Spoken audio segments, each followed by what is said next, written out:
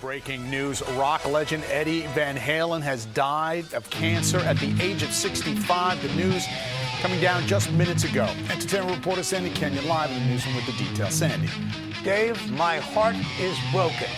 Those are the words of his son Wolf sent out, sending the news via tweet saying, "I can't believe I'm having to write this, but my father, Edward Van Halen, has lost his long and arduous battle with cancer." Eddie Van Halen was a prodigy who became a guitar god, the heart and soul of the band that bore his family's name, which sold 10 million copies and launched the band into rock's pantheon. The group was formed a dozen years earlier, consisting of Eddie Van Halen and his brother Alex on drums, the flamboyant David Lee Roth out front. By the mid-1980s, the band was one of the most successful rock acts of all time, selling an astounding 80 million albums all told worldwide. But by 1985, the run was over, or was it? Eddie Van Halen headed to a solo career, but there will be many, many reunions following in the decades to come. It became a big touring act. The band was inducted into the Rock and Roll Hall of Fame in 2007, with Eddie, of course, being singled out for his legendary guitar playing. His son Wolf's tweet called him the best father I could ever ask for.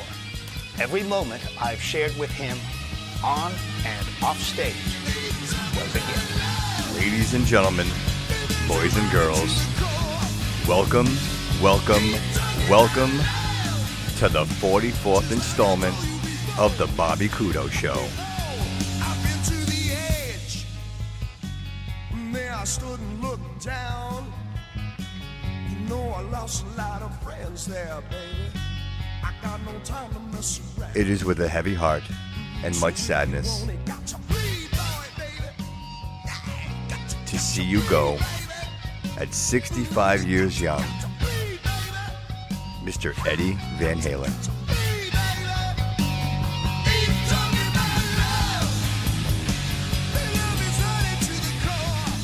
You know, there have been many, but few masters of their craft, such as him. Welcome, everybody. Welcome, episode 44 of the Bobby Kudo Show.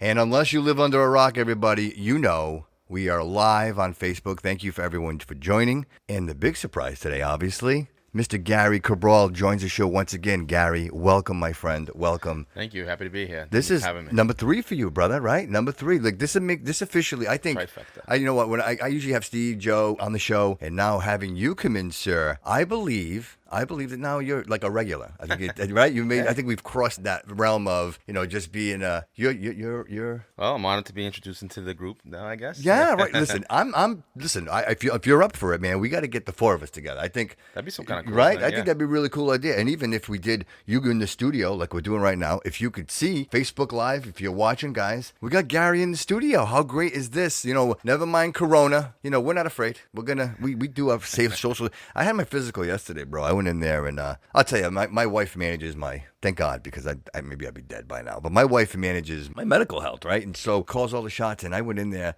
I went to get blood work done because you got to do that, right? Especially at my age, I got to be careful. So I go in there. Your wife is on it when the phlebotomist, who was fantastic, Katie. Shout out, Katie.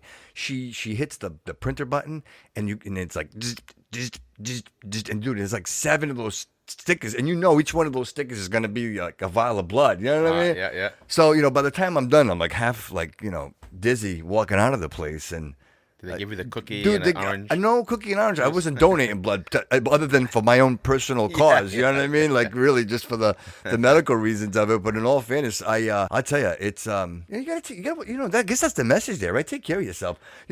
Especially nowadays. I mean, if you haven't heard that, hasn't gone into you. I don't know what will. Dude, I will tell you, and I know this is everybody's struggle, my struggle, your struggle. So I had the appointment yesterday for 7 o'clock in the morning, right? So I need to be there. I want to be. I usually start at work. When I go to work, I usually like being at work like between 6:30. I like to be because I like to be there before my staff gets there, just to kind of get the everything going. My appointment was for 7 o'clock. I was the first appointment of the day.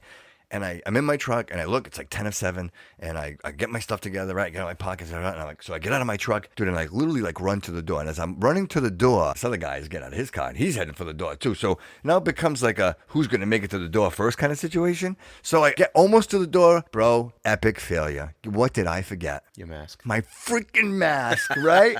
So I had to go, obviously, I had to go back, right? I had to run back to my truck, and I ran. I ran. I sprinted. If I didn't need a physical, I didn't need a physical. I sprinted back to my truck. I grabbed my mask. I ran back in the building. As I'm running, it was like a movie. As I'm running into the building, I see the elevator doors, bing, close. I look to the left. I see the stairwell. Bro, I sprinted up them stairs, man. Like, dude, Usain Bolt, up them stairs to the second floor. As soon as I come out of the door to the second floor, the kiosk is right there to check in. I hear the doors to the elevator, bing, open. The guy comes around the corner. I'm sitting with a smile on my face checking in. So I ended up getting it. I got the first appointment of the day. That's awesome. It was a struggle to get there, but I got there. But I guess the moral of the story is, guys, don't forget your mask, right? Bro, yeah. Right? I wonder what she was thinking when you walked in there breathing heavy. She's like, Oh, dude, my life, She's bro. like, oh, this guy's got it. That is my life, brother. Honest to God, that is my life. Like, I am constantly living in this constant marathon, man. Dude, Rat race. I don't know who I don't know who I'm racing. That's the problem. Who am I racing? I don't know. It's me. I'm racing me. I guess, is that the way everybody's feeling at this point, right? Like this, you can't even get out of your own way, man, right? Like everything is something. You know what I mean? I think maybe now people should slow down and not worry so much. I think some have gotten that point. Like, I'm done with the rat race. I don't know. You know, the rat race has gotten to where we are now, where it's people don't even think about, they don't think as much. They're always on the rat race for what? Like you said, they don't even know what they're racing anymore. No, right, exactly. And I in all fairness, like we're talking, right, we just opened up the show, we introed the show. I had the mute button on so nobody could hear. So now I think Marcos, thank you. Shout out to Marcos for actually, he's like, can anyone else hear? So yes, we are now live on Facebook. So that little intro. Hi, everybody. Listen, if you know what, if you're on Facebook watching live, you're going to have to listen to the podcast to hear what the beginning of the show sounded like. That's just the way it has to be. Because, sometimes you need a little Easter egg. So, hey, welcome, everybody. Listen, it's been about 2 weeks. It's been about a solid 2 weeks since I've recorded. And I will be honest with you. And, first of all, to all the fans, thank you for the messages, the kind ones and the ones that were a little sarcastic. But, I deserve it. I will tell you guys, and this is my mantra, always is family first. And in this case, the wife had my attention. We had a remodel in my bathroom. I had some stuff going on. Work is getting real busy. So, obviously you have to commit and you have to make a get a pick. So, in all fairness, and I thank God, because, last week we were going to record, Gary, and it kind of just, one thing gets in front of another and you just kind of get busy. And you never want to come into the studio and be in a rush, right? Like you want to come in here. For a good thing. Yeah, man, sit back, enjoy the conversation, talk to one another, and just enjoy, obviously the content. So, obviously we got the show together. And, we got some cool topics, and I've been kind of teasing the show on, really? on Instagram, Facebook, Good. Twitter, TikTok as well. The show does real well on TikTok. What I try to do is I do try little clips. I'll cut out like a 60-second clip out of an episode.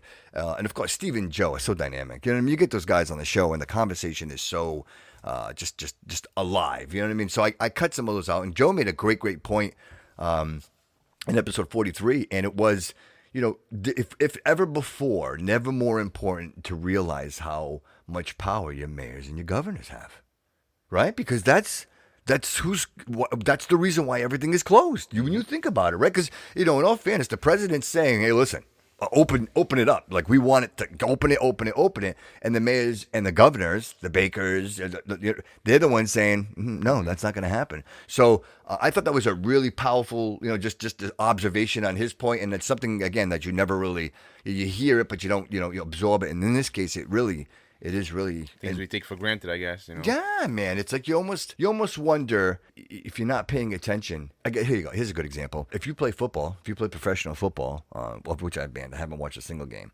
But if you play professional football, you can't get away with playing an offense without a quarterback, right? Or your offensive line, right? Like there are certain pieces of that team, even your corners, right? But there are guys. I bet you right now, between you and I, Gary, and we watch sports, and we've been around sports most of our lives. But I can guarantee you right now that if I asked you to choose or tell me every position in NFL's like a football team, could you name every position?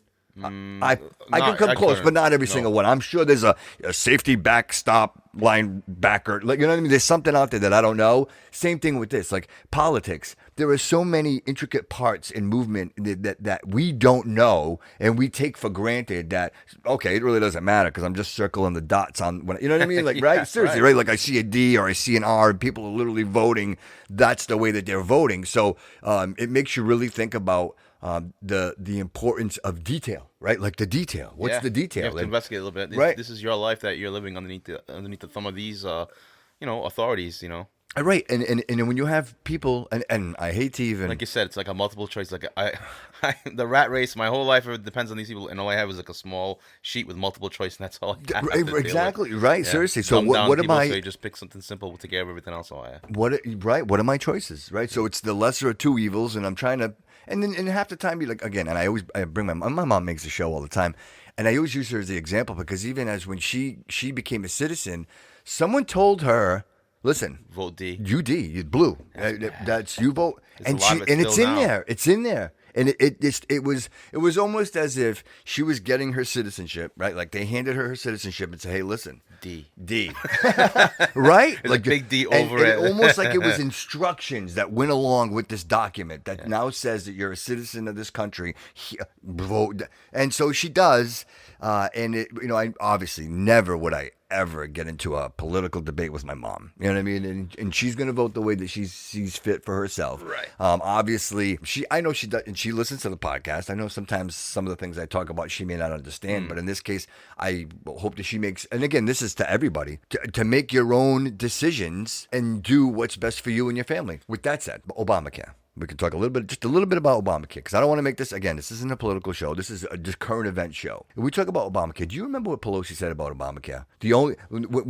They were asked specifically, how do I know what I'm getting with Obamacare? And what was her response? We have to sign it, then we can read it. That's unbelievable. Right? Biden this week was asked again, are you going to stack the Supreme Court? And what did he say? He said he kind of danced around the Yeah, answer, and then he said, you got to vote me in to find out. Is this like a Democrat? Like, is this what that's what they're doing now. They're all doing that now. Fill in here, right? It's like a pre-written statement to say, It's you like got a negotiation topic. If you vote for me, and then see what I can give you. Who does that? Well, who does that?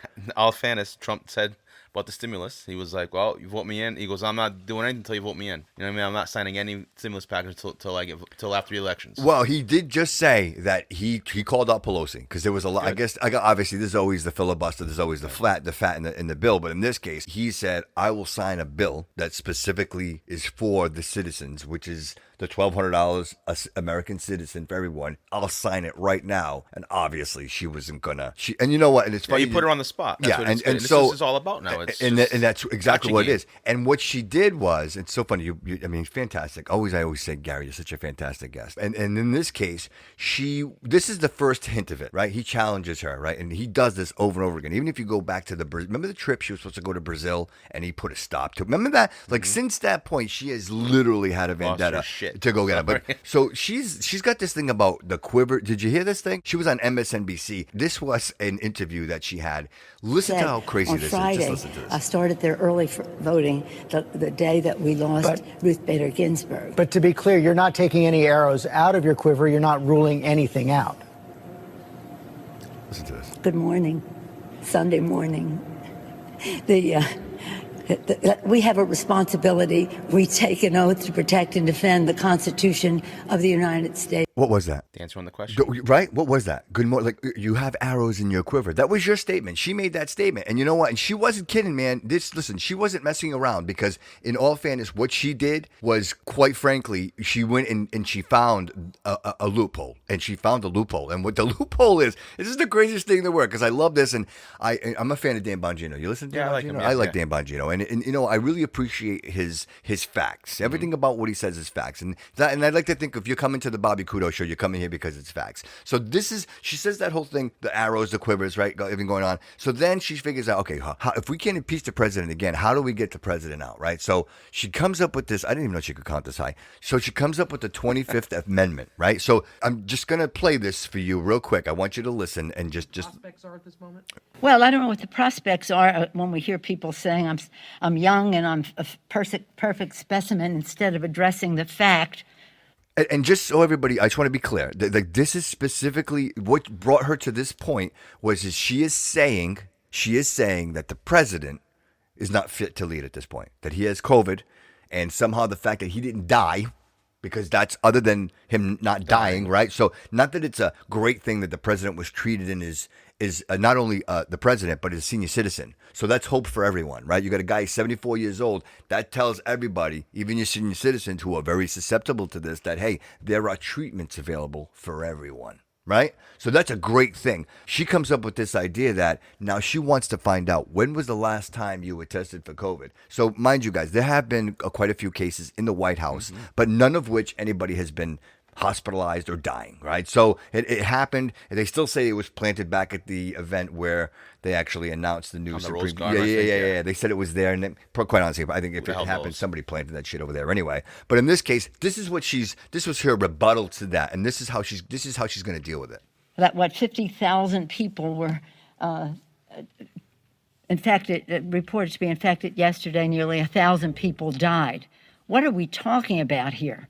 Tomorrow, by the way, come here tomorrow. We're going to be talking about the 25th Amendment, but not to take attention away from the subject we have now. Do you think it's time to invoke the 25th Amendment? I'll talk to you about that tomorrow. I'm not talking about it today, except to tell you, if you want to talk about that, we'll see you tomorrow. But you take me back to my point. Mr. President, when was the last time you had a negative test before you tested positive? Why is the White House not telling the country that important fact about how this made a hot spot of the White House? Thank you all very much. And this is strictly because Nancy Pelosi is so concerned about the Trump administration. She's so concerned. And how did this become a hot spot? And why? And if you don't know, let's talk about the 25th Amendment real quick. And I'm not a scholar. I had to Google it. I didn't know what it was. Well, it should be easy to find, right? It is our Constitution. So it turns out, so I go and I look at it and I read it. And what it says is, it is in fact, the vice president deem that the president is unfit, whether it be mentally or physically unfit, to serve as president, at that which point the vice president assumes control of the White House. That's what the 25th Amendment is. Okay. So I read this and I'm saying, really? Is that a possibility? And then I realize, wait a minute here. The first thing you do is you blame the other person, right? So you accuse somebody of doing something when you're doing it yourself. So doesn't this sound like the recipe? And I don't want to sound like I know everything, but doesn't this sound like the recipe for, hey, listen, if Biden truly does win, if he gets if he wins, Biden-Harris in the office, is this the segue when Nancy Pelosi says, hey, everybody, we're going to invoke the 25th Amendment? Guess what, bro? Guess what? Biden's not fit. Everybody knows. Everybody now Harris knows. on a new venture. Everybody knows what the 25th Amendment is now. People had no idea, brother. Nobody knew what the 25th Amendment was. Now we all know, because it's literally in every tread, whether it be Twitter, Instagram, Facebook. I don't care where you get your media from. It is there. She is talking about it. So now we know what the 25th Amendment is. So now Biden is voted in as president, right? Make everybody feel comfortable. And then Harris going to take over. And then she says, "Hey, listen, please vote for him. Done. At least Harris will be there. If you're not sure of Biden being president and you hate the other side, please vote for Biden, and Harris will help us for the next 4 years." I don't personally go that route, but this is what they're trying to smooth over to the masses to be comfortable with voting Biden in. I mean, it's a free country, you know what I mean? You are right, free to vote, but this is how they put the agenda through, or certain things to make you think or smooth things over, either take advantage of your rights or just to get you going without much of a fight and letting them fall into play. It's when you know what I'm finding? This is what I'm finding. I'm finding that it's you no longer can, or if you follow politics in any way, shape, or form, it can't be for 5 minutes. Like so everybody who watched that debate, that vice presidential debate, let's not even talk about the presidential debate, because I think although that Trump was completely unhinged and it was kind of it was really just upsetting to see that he gets that out of control. You know what I mean? Like I don't like that in my president. I'll be honest with you. But in all fairness, he did achieve what he set out to achieve, and that was get Biden to denounce probably some of the biggest or strongest reasons why the left is following him. Are you going to? You said you were going to abide by the Bernie Sanders manifesto. You know what I mean? Like that was literally going to be the baseline of your presidency. You know what I mean? So you had all the AOCs, you had all of those, you had all of those millennials, you had all of those, and then all of a sudden fracking. No, we're gonna ban fracking. That's not gonna. And then all of a sudden you completely flip the whole narrative. Look, one or two things are happening here. Either Biden and Harris are not talking to one another because she was on TV and literally looked at the camera like she was all into it, like looked at the camera and said, "We will not ban fracking." Like she was so intentive in that point. Outside of that, and saying that America, do you remember the struggle looking for toilet paper? Really? I know. People in the streets are killing each other, man. You got people in the streets literally killing each other. Look at Chicago, and I always go back to San Francisco, California, where she was the AG, right? And then you're in the Senate, right? You're a senator, and then you've got Nancy Pelosi, and then you got this recipe in California for what? For devastation? They say it's a shithole. It's an absolute shithole. People are leaving in mass forms. They're saying in droves. People are leaving in droves. And what are you going to end up with? A bunch of liberal movie stars living up on the hill? Yeah? Who's going to deliver your propane? Right? Who's going to bring you Uber? Right? Who's going to, right? There isn't going to be anybody around. Everybody's leaving. And the people that are there who are paying very well taxes, the tax bases for them, they're producing, they're gone. Yeah. And the thing is the amount of money that California makes from the entertainment industry, that's really the lifeblood of that. I mean, you think about California. That's, people go visit. Why do people go visit? Because California, Hollywood. Yeah, right. You hear on the news, so now there's none of that. California. You literally have a generation of children right now that are being raised with YouTube. They're not in California. They're not in San Francisco. You can be anywhere. They're in the digital world, right? So you can be anywhere. anywhere, right? Like us right here and doing the podcast. People listen all over the world. I mean, shout out to all the fans all over the world. I mean, my goodness, literally, when I say all over the world, Gary, we are literally all over the world. So to me, so proud to be, but also by the same token, it's very easy for me to platform this. Whether it's a good message, whether it's a bad message, whatever it may be. Do you know, I'm kind of shifting a little bit, China was actually blocking out every time that Pence spoke, they were so the Chinese people just saw Harris. Just saw Harris and what she said. And again, you know what? If I could sit here and say that I was, okay, well, at least the Democrats have a strong vice president. In this case, neither or. Bro, and I'm not trying to sway nobody. I just struggle with the idea. And I know that there are going to be people listening to this and they're going to be like, oh, you shouldn't really talk. You know what? I always look at the best idea. I manage that way. Mm-hmm. Like my team, any of my team members, they listen to this my podcast, they're going to completely agree because when I have an idea, I share that idea. It might not be the best idea, but it might stimulate you to have one. And I always tell my team, the best idea always wins. We are in this together. But in this case, you look around, bro, and people are just somehow poisoned and polluted. Is it by, listen, let's talk about like this, what is it, Social Pandemic? Is that show on Netflix there? Social Dilemma? Social Dilemma, yeah, Social Dilemma on Netflix. I mean, it completely blew my mind. Mm-hmm. It completely blew my mind, absolutely blew my mind. When you think, and again, and I always bring this up, like with the government, people say, well, the government. Do you know that the brightest, smartest people in the world work for the government? And now the other half of those people work for Twitter, Facebook, big businesses, Google, and they literally, when you watch this, please, if you haven't had a chance, right, go Netflix, Social Dilemma, go check it out because it is absolutely eye-opening. It's one thing to know it, right? We all know our privacies are being, obviously, like, you know what, I like to think that I'm not literally being raped, but I know they're taking advantage of me. Yeah. But after watching that documentary, now you're more aware, bro. I feel like I'm being raped. Literally, I feel like me personally, my everything, and I go, and the part that really spoke to me the most was that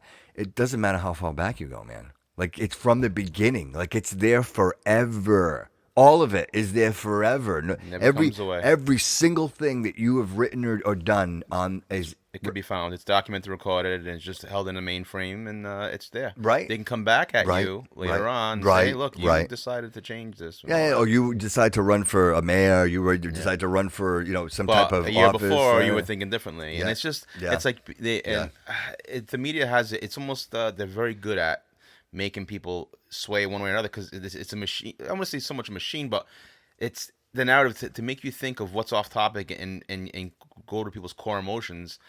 and just work on that and try to maneuver people's thoughts. And that being said, the whole system that if you see that movie, that it's a computer program that it just goes for you, and it doesn't care what it's about. It has no moral, it has no worry, it just does it. Yeah, and it the just people does it. see it and they say let's see what we can do and feed off. It's the privacy. They're using you are a product. You are the thing they're trying to maneuver so they can get their way. You are the product.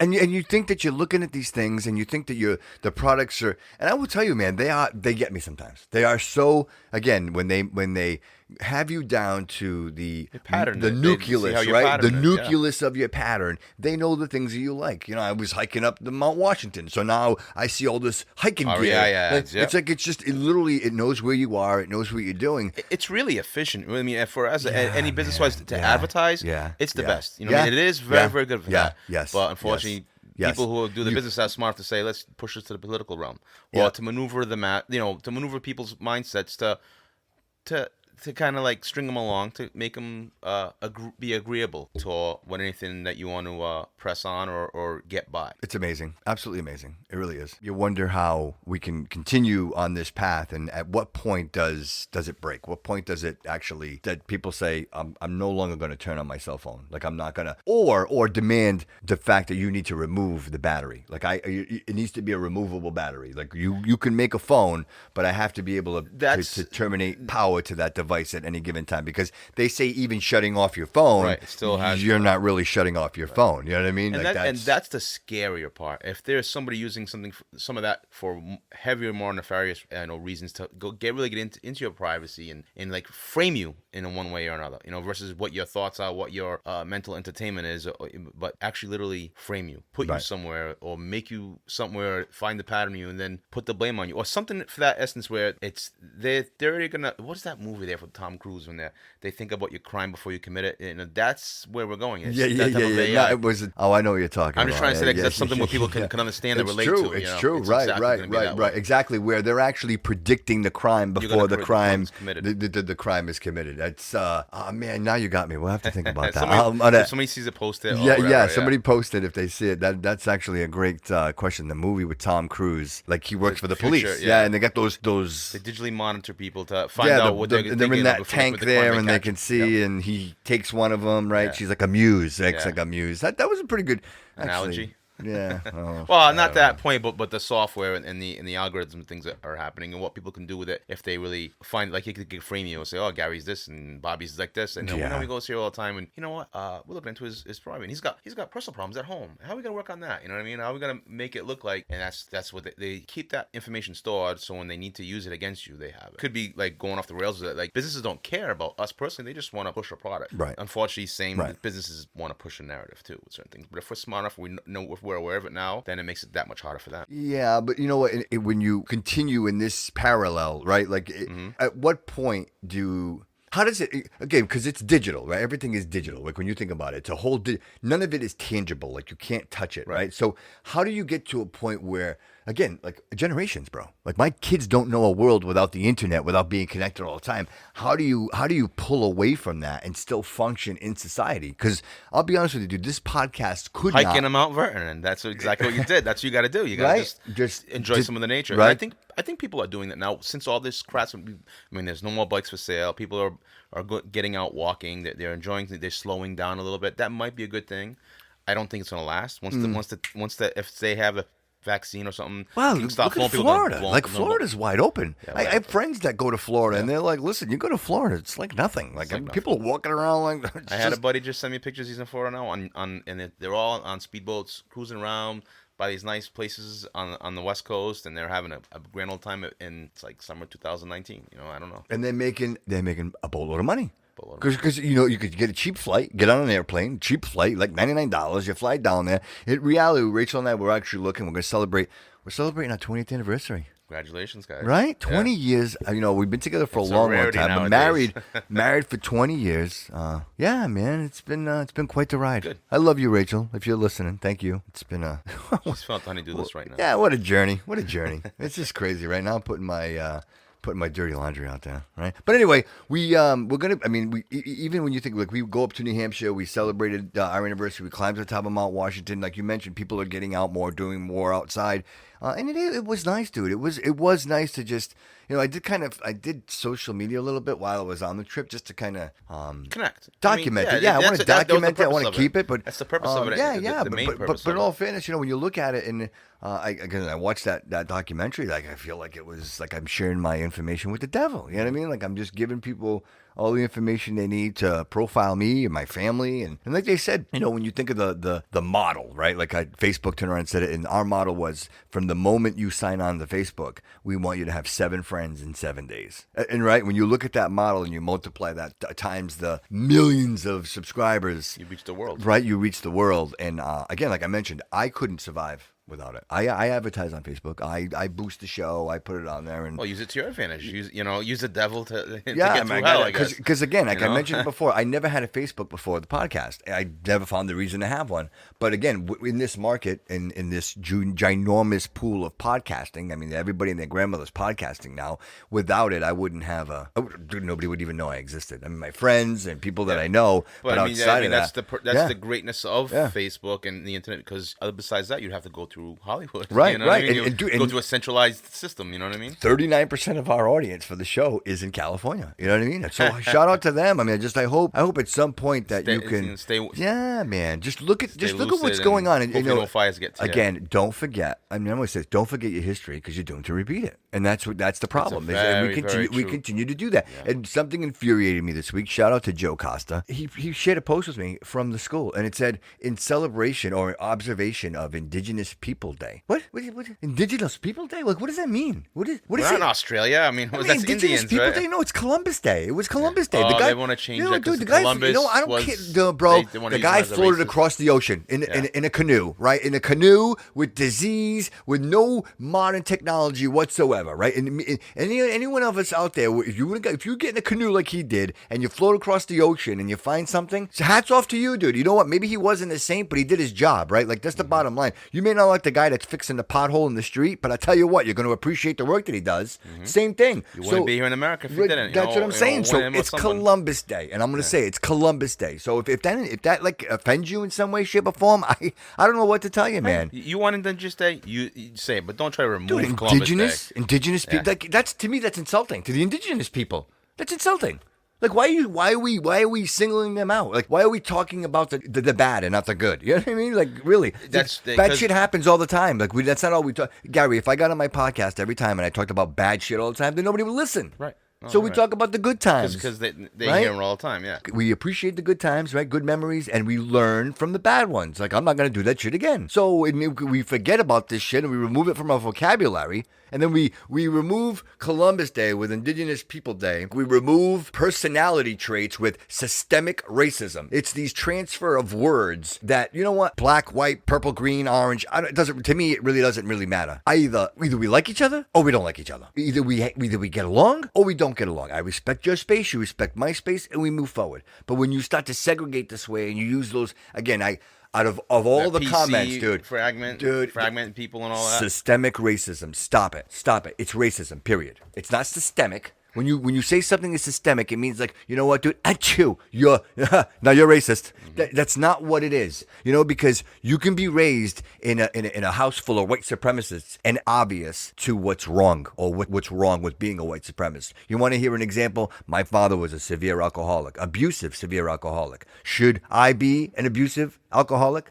No, because I witnessed it firsthand, so I knew what I did not want to become or did not want to be. Oh, I totally agree. Just because you're born or around those things, it just makes you... You have free will or choice. You have free will or choice, bro, and you're just sensitive to those things. Yeah. And I hold that very near and dear to me because the choice of who I am, the friends that I choose to keep company with, is my decision. I choose who I want to spend my time with. You're not going to tell me that I need to have a Puerto Rican friend. No, because that goes against everything that's not to say that like there's certain things that happen in human nature that we have in this country, but to frame the country in that manner, saying, "Oh, this is a bad country." No. There's a lot of good things that came out of it. It's not because it's just systemic. Okay, so you recognize it, but you don't go and try to remove the other portions of it because then you're doomed to repeat it again. Right, of course. It's not all nice and you can't live life with it's all niceties and remove the bad stuff because then you don't know what's bad and then it comes back and they'll take advantage of you again. I think there's a lot of people out there that there's nothing to fight for. There has no struggle because Maslow's hierarchy of needs where they have not there's nothing that they fear for. There's nothing that they strive for or care for, and then they look at things to pick on. And they just try to give themselves a validation and say, I did something. It's like, you really did nothing. But, right. And it's unfortunate to a lot of young people. You're right.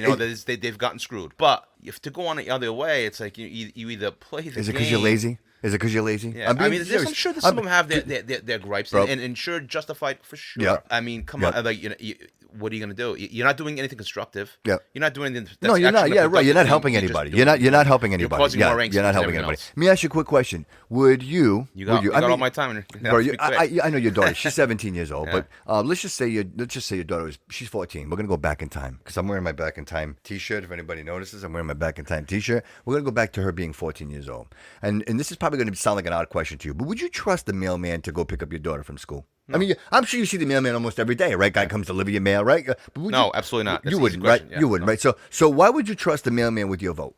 Like, why would you trust the mailman with something that's that important? Seriously, like to me, it's that important. Like, if you choose to live amongst society and you want to be an American, you want to be a part of society, outside of having an ailment like a leg issue, like just some kind of ailment that prevents you from leaving the house, why wouldn't you want to go? Why wouldn't you want to go and vote in person? Go and exercise that constitutional right, the right that makes you. Hey, listen, if for all of the Karens out there, for the one reason you ever have to bitch. Right, you'll bitch all day long, complain. Yes. But you know what? If you go and you vote, then you have every right to bitch and complain. You have my ear and my respect. You know what I mean? Honestly, I'm all about it because you know what? Because you're part of the solution, not part of the problem. Regardless of how you feel or what your political view is, if you do not go out and vote in person, shame on you. Shame on you. Shame on you. Shame on you. Absolutely. Again, you see people that mail in their votes. Why? Why would you trust that important document? I'll tell you what. Joe made an amazing point. He goes, grab like $500 cash. Take $500 cash. Put it in an envelope. You're gonna sweat all day long right? before it gets to where it is. And mail it to yourself. Go to the post office. See how often it comes back. And see if it makes it. Like I'm serious. I'm being dead serious. Let's see if that money makes it back to you. Let's seriously see because that's cash money in there, and nobody will ever know where it went. Where did it go? It got lost in the mail. Oh, really? That was $500. Oh, well, we don't know what's in the envelope. We don't open the envelope. Right? We don't know what it is. Right? It's that easy. There's no accountability. Who are you going to call? Especially when the letter says, whatever. Massachusetts state voting. Right. They're going to see it and say, absolutely. Where did it come from? Absolutely. What station? What area code? Then they correlate that with the voting program, or because they know exactly. And of course. They're like, you know what? Of course. Oh, wait, that address follows on the ballot program when they ask you before you vote D or whatever, or they already have what your old is, they'll just throw them away in hordes. And I believe now, and everybody's got their rights. Some people are afraid to go out. There's still some other people who don't want to go out. They're afraid to go into places. That's okay. Then if you want to mail it in. But stop pushing the narrative that everybody's got to do it by right. It's a very dangerous path. Absolutely. Very dangerous because it can be manipulated. Move them out without because it's hell no bad enough that people are trying to figure out votes for the last elections. Right. And we were there literally and the post, and we were fighting about the ballot boxes and the recording machine. I forgot the name of them. Do you want to know why it's important? It's dangerous. I have a legit proof. Like we were talking about it, and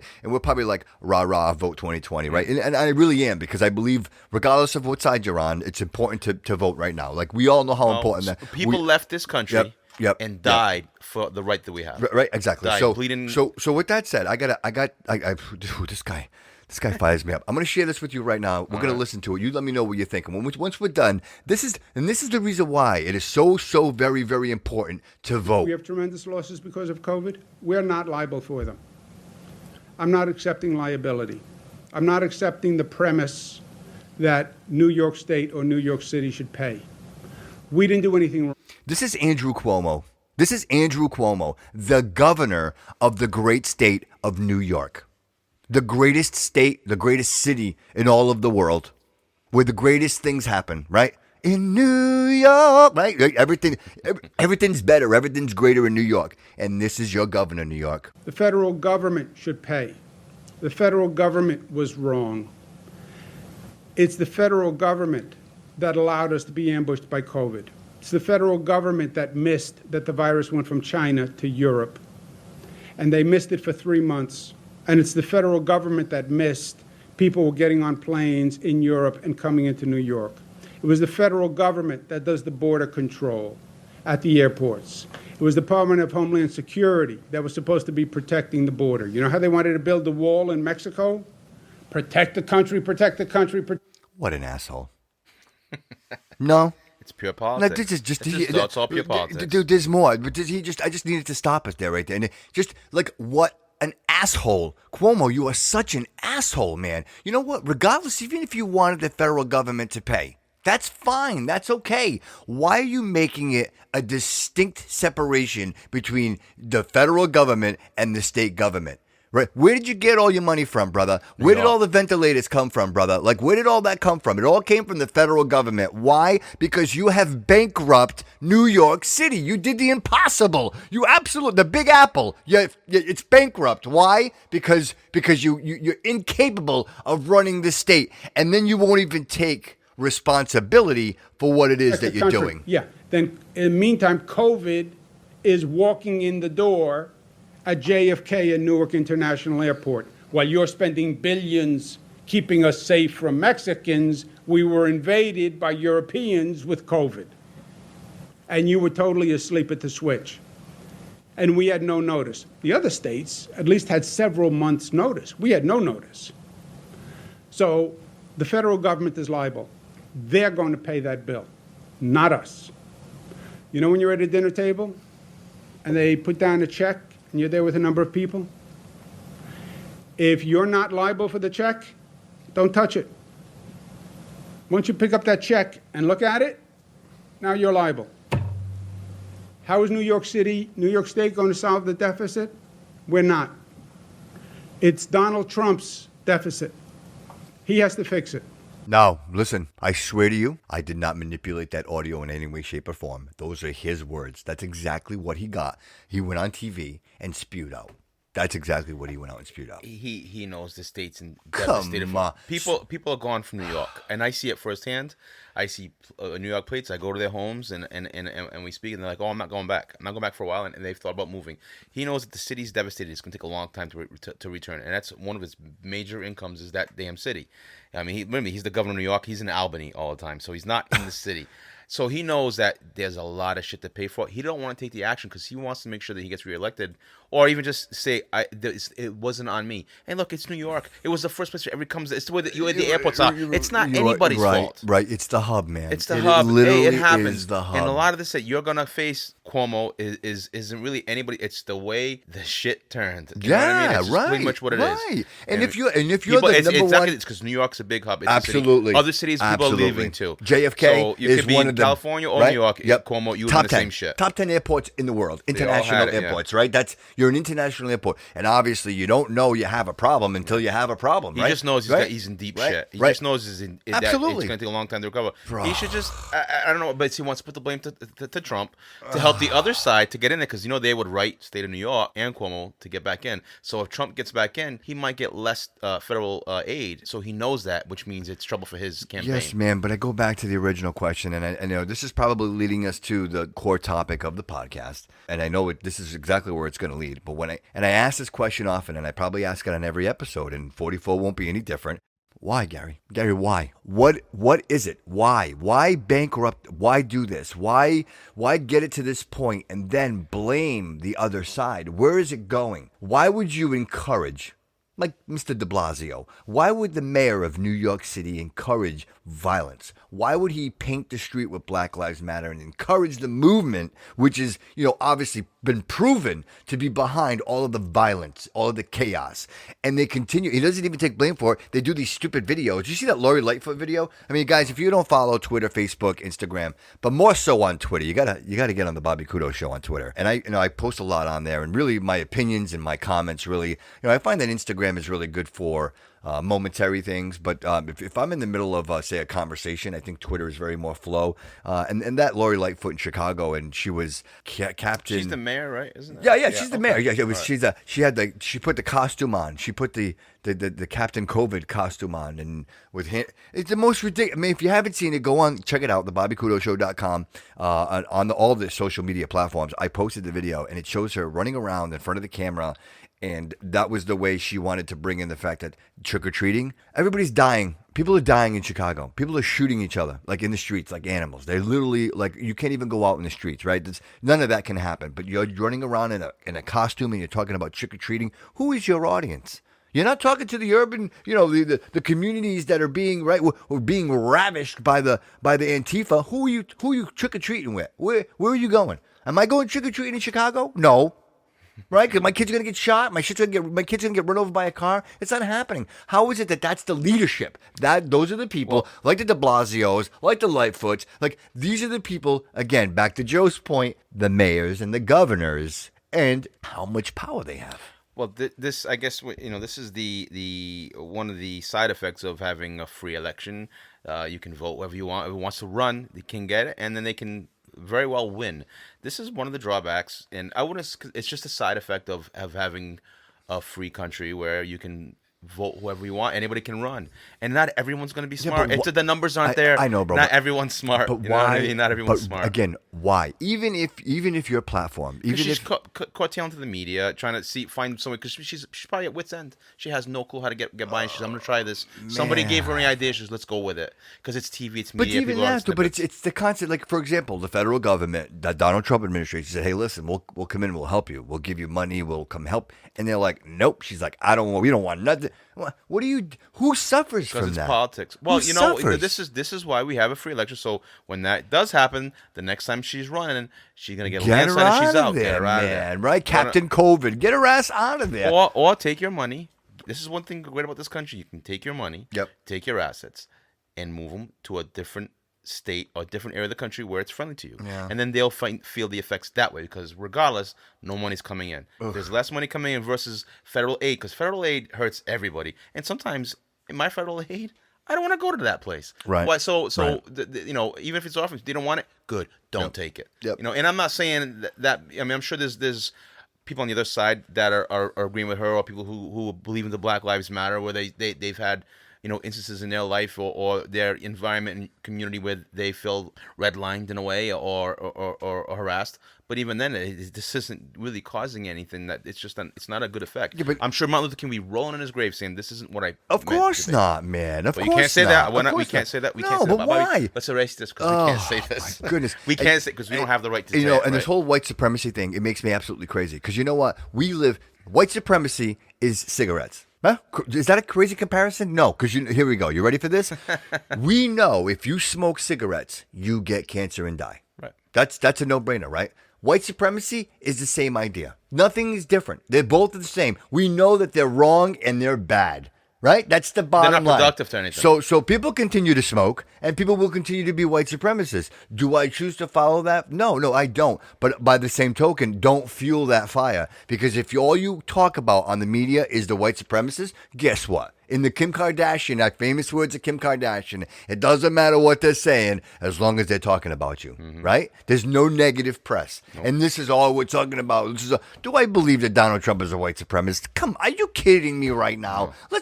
Let's stop with the bullshit narrative and just be, if we deal with the facts, that's already hard enough. Like I mentioned in the beginning of the podcast, Gary, they make it so complicated. There's so much intricacies and everything that they almost like, you almost say to yourself like taxes, right? Screw this. Like I don't understand it. I'm not even going to pay attention to it, right? There's a purpose behind it. And that's exactly it. And that's where we're at here. And, Gary, you and I, we've been talking all week and chatting back and forth and to instant messaging and talking about, the Federal Reserve and how that affects the, when you really think about all of this, right? All of this chaos and COVID and all of it. They say that the top 40% of rich America, they've already got all their money back. They're not. Yeah.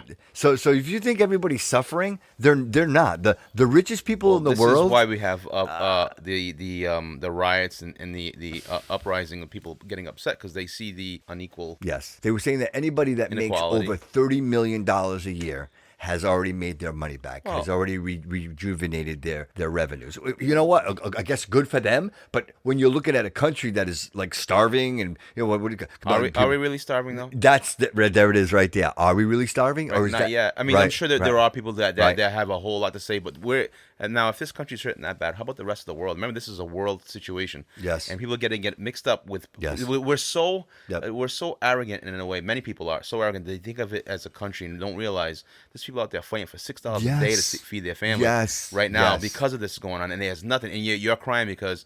Oh, I'm laid off, but I'm still getting that check at the end of the month. Amazing, And dude. I'm gonna go out and party this weekend. Yeah. And I'm not thinking about the future. And my 401k, my that still went back up because Yep. just like Yep. the wealthy, Yep. your assets went up too. Yep. Yep. And it's all cause of inflation. And unfortunately, it's somewhat by design. Yep. No, right, absolutely. And I watched that document. Was it Hard Money? The Hard Money film? The Hard Money film. And guys, you can check this stuff out. I mean, it's right there. I mean, amazing the amount of detail. And of course, when you're talking about the major banks and the major Commercial banks. And that cartel and how that bill was written, it really kind of, I hate to say, It almost makes a conspiracy that opens a Pandora's box. A lot of it people who really don't. And sometimes does. it's so complicated that they don't want to understand it themselves. Yes. There's a lot of And people you know I don't what's want to funny? know about that. It's just I don't. And the funny understand thing is I'll compare it to, I'm instrumental, bro. I play instruments. And for a long time, I wasn't able to read music. And it was funny. And I'm playing the guitar and I'm trying to read music.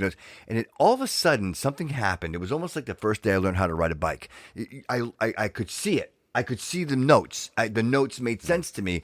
And it's almost funny after watching these things and really you can pick off what's going on. Right? All of a sudden it's starting to come. I'm like, wait a minute. Well, that's kind of making, like, I'm getting the twitch in my eye. You know what I mean? Like, it's starting to make sense to be like, okay, well, that makes sense. And you know what? It's really not about the gold anymore, right? Like, we all think that the dollar, our mighty dollar, is backed by its equivalent in gold, in the solid substance of gold.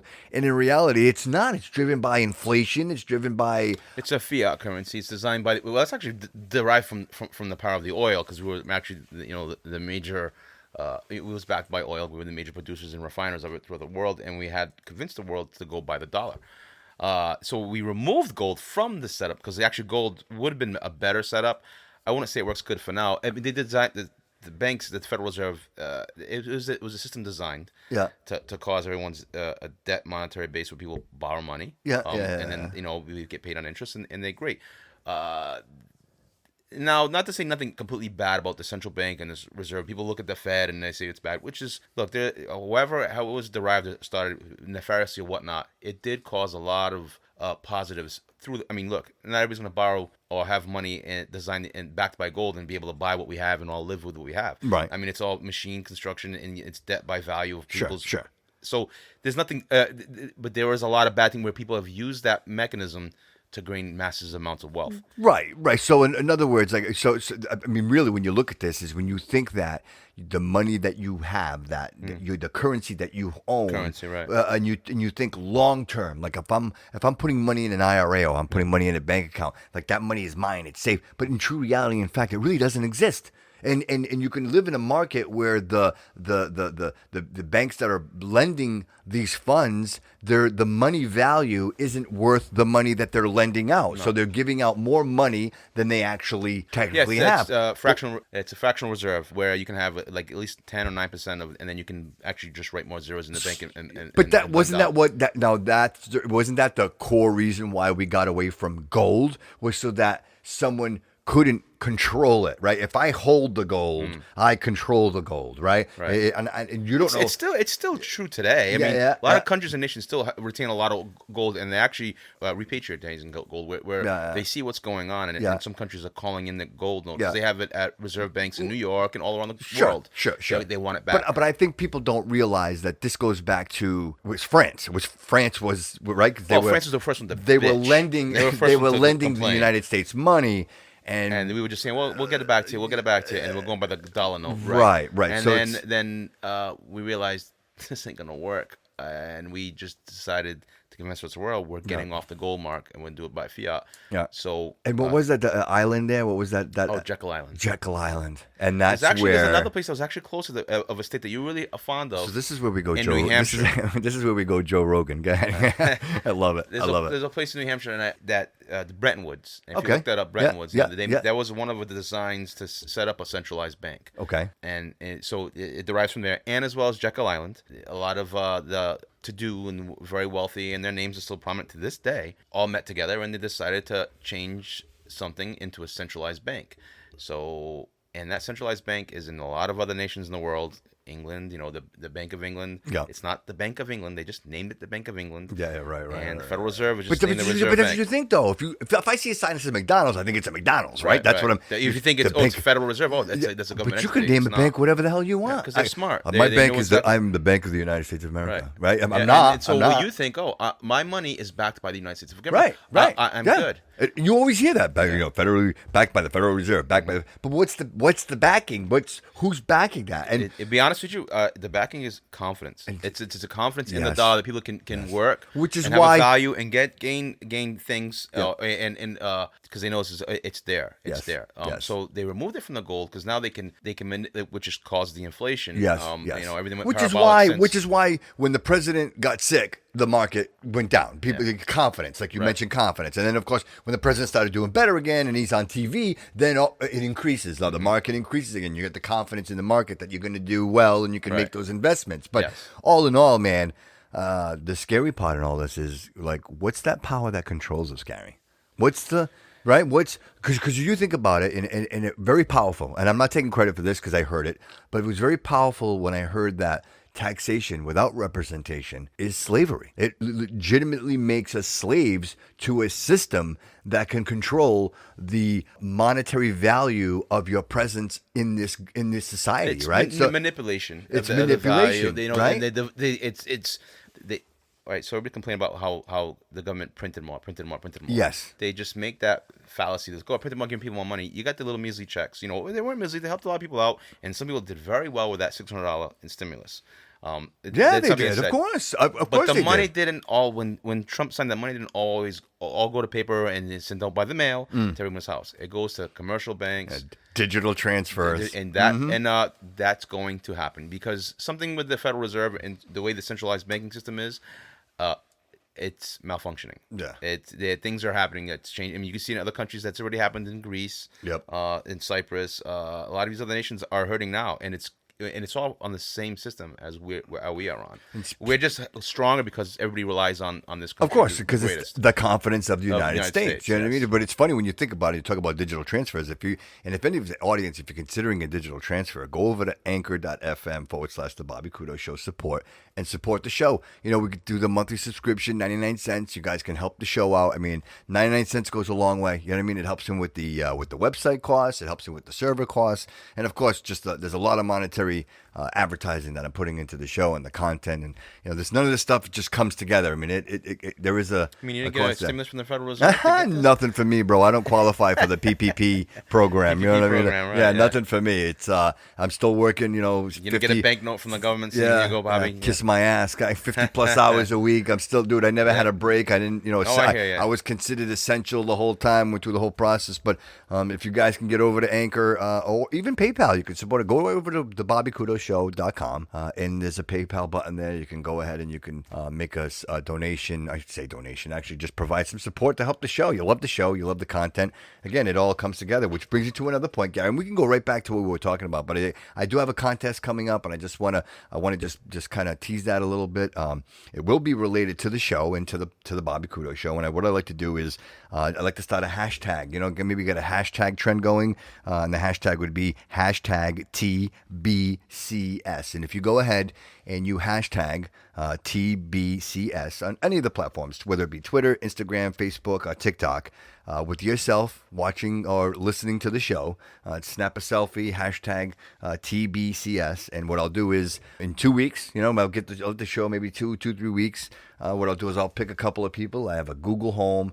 I got a couple of... Tell them what they want. Yeah, right. Tell them what they want. We got a Google Home. I got a couple of great T-shirts, some really great prizes that I want to give away, and obviously stimulate the subscribership to the show and just kind of get the word out there. So don't forget, hashtag TBCS, the Bobby Kudo Show. It's the acronym for the Bobby Kudo Show. So use that, take a picture of yourself, and be a part of the show. And great prizes, man. Good stuff. Like, you get the T-shirts. If you're on Facebook Live, you guys can see Gary. Gary's got a couple of the Bobby Kudo Show T-shirts on display. My man sporting them. It's perfect. It's fantastic. And if there's a loved one, hey, Christmas is right around the corner. You know that? Like October, November, surprise, Christmas. So go over to Etsy, the Bobby Kudo Show. Go grab a T-shirt. Go grab some merchandise and check that out. And just Gary, so going back to what we were talking about, when you're talking about some of these other nations like Russia that have this influence and this power, but no more than I would imagine China. And you almost wonder, like, for me, the scary part of all this is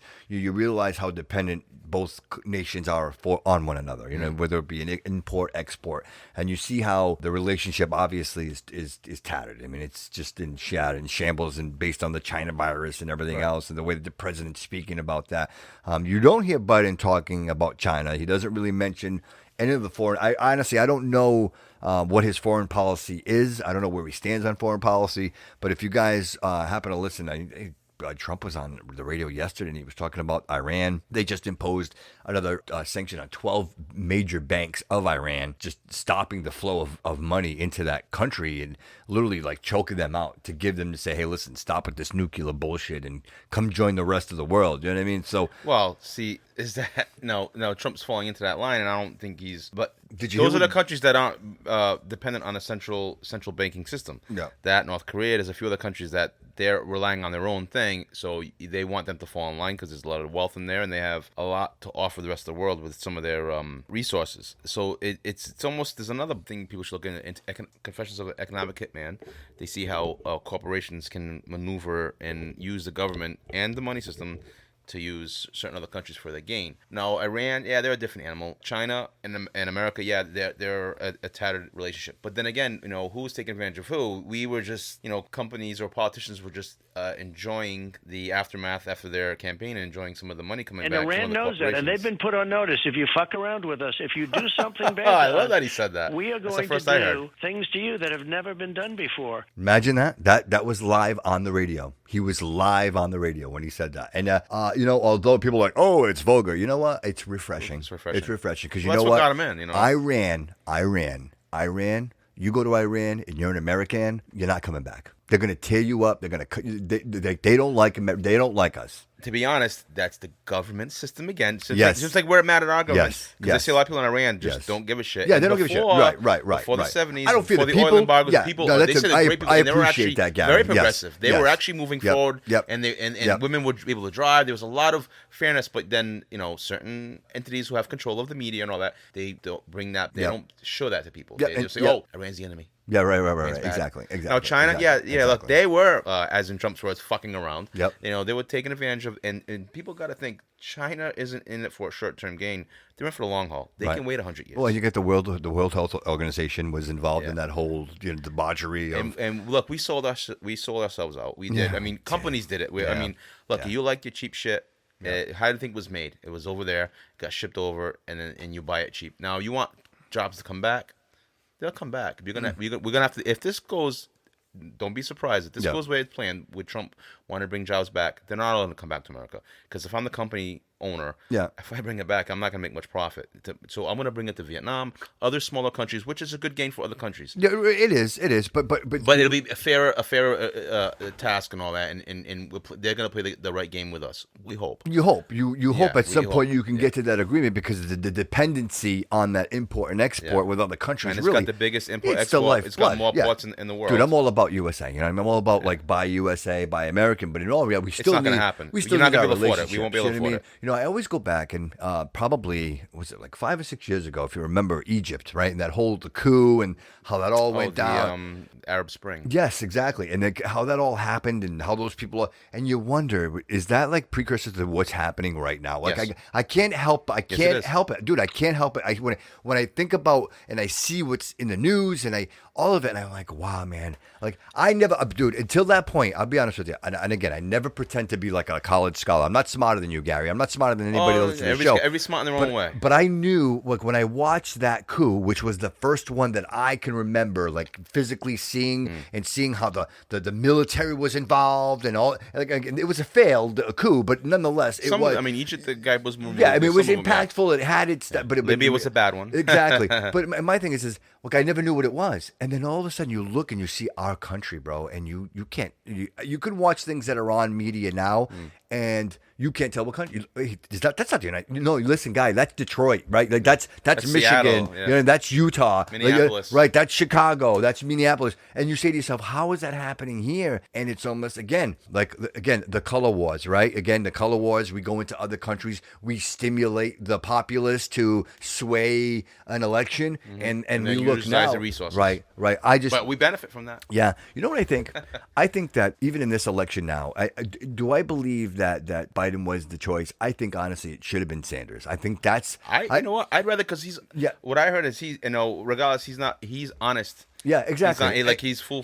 And he's more likable. He's coming from. He's more likable. Yeah, you might disagree with him, but you know where he's coming from, and he's not lying. So I think the Democrats made a mistake. I think that's what happened here. No, they don't want him because he doesn't. He goes against what they actually want for themselves. And then the thing is, I think where the mistake came in was when Hillary Clinton got involved, because we all know Hillary's behind all of this. She's behind all of it. Now, she says, the control factor, and you hear some of the things that she comes out of left field now. Hillary Clinton, obviously, the 2016 election, she disappears. Nobody hears from her ever again. And then all of a sudden you hear her on the radio. She's, well, Joe, no matter what,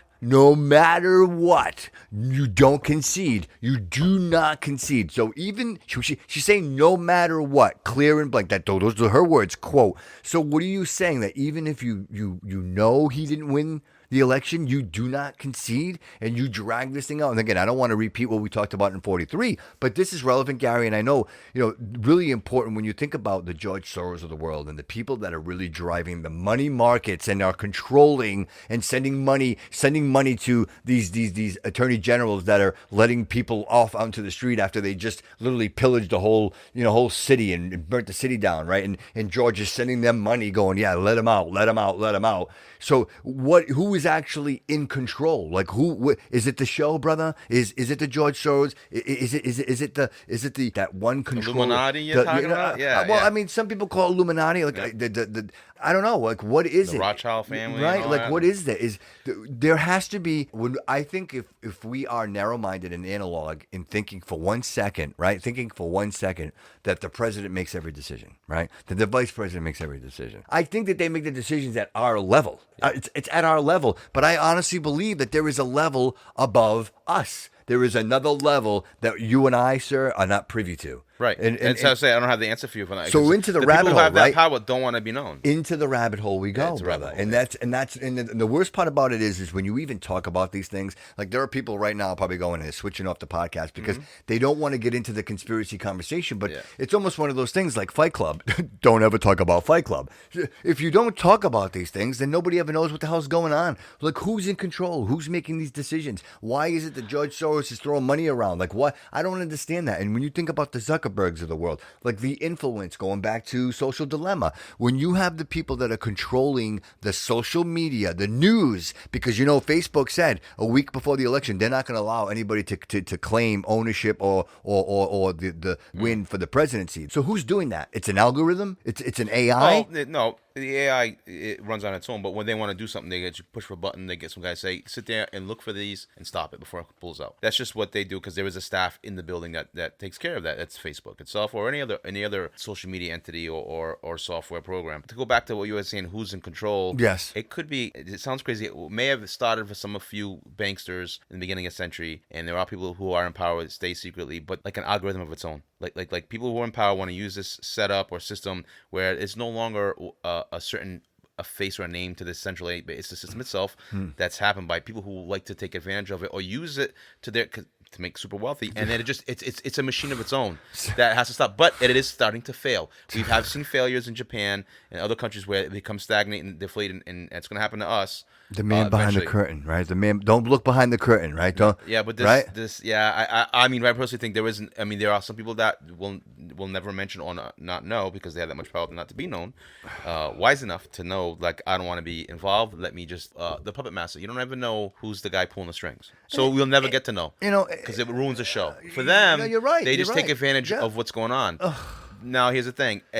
Like I said, I think that the system in itself has been too many players are in it that have gone in unknowingly and enjoyed its benefits and come out, and then they've metastasized themselves and worked themselves in it. That it's a system in itself. That's the way it's worked. It's called a central bank system. Okay. Will it last? I don't think it's going to last because all societies that pass it ain't. So let me ask you this question. There's going to be a change. So since we're in the hole, so let's go a little deeper here. So we all know that dopamine, what that is, what the brain, that's the stimulant, like satisfaction. That satisfaction, that warm, comfy feeling. That warm, comfy feeling, the same thing you get from from an addict, somebody who does heroin or whatever it is. That's what we're searching for. And of course, we're talking about social media. We're talking about a controlling factor, a power above ours. And then you talk about instant gratification, and you create a culture of people that you can't wait 5 minutes. Like, it's got to be right now. Like, no, I need it right now. Oh, no, Uber Eats, I want my McDonald's right now. I want it right now. Amazon, one day shipping right now. I want it. So you create this culture of people. Is it literally, honestly, like I mentioned it before, is it brick by brick? It's at such a small pace that we don't even realize that the first thing you do when you get up in the morning is pick up your cell phone. But I do it. You know what my excuse is? My excuse is I pick up my cell phone to check my work emails. Because I'm a manager, and if there was an emergency on the overnight, I need to know what that is. So when I pick up my phone isn't only showing me my email. It's showing me my display page, and it's showing me a lot of information. Who liked my Instagram post, who liked my Twitter post, right? So immediately, as soon as I get up in the morning, is it the first thing I consume a cup of coffee? The answer is no. I'm consuming social data the first thing when I get up in the morning. And what's the last thing you do when you go to bed, brother? Hey, what's the weather going to be tomorrow? And that's the excuse. Like your brain, and again, I hate to use, and I apologize to anyone who struggles with addiction, but a heroin addict doesn't very rarely ever just say, hey, you know what, I'm done with heroin. I'm going to stop. I'm not going to do heroin anymore. No, they convince themselves. I had an addiction, cigarettes. I smoked for many, many years. I remember convincing myself, talking myself into smoking. Like I would literally somehow reason with my brain that I needed a cigarette. And that was your brain telling you and that. I would justify it. Justifying right? I would itself. literally justify it. So I'm literally poisoning myself, knowingly poisoning myself because I want dopamine. So here we are in a society that we have literally breeding children addicted to dopamine. My daughter, she was 14 when she got her first cell phone. My son, probably 14 years old when he got his, and now they literally consumed by, and we excuse it, right? Well, you know what? I can go on my friends, and I know where my daughter is all the time. I know where my son is, right? These are the justifications. It's your dopamine yourself, right? I'm comfortable. These now are my I feel safe. Yeah, like, for me, I have control of my life. Right yes, exactly.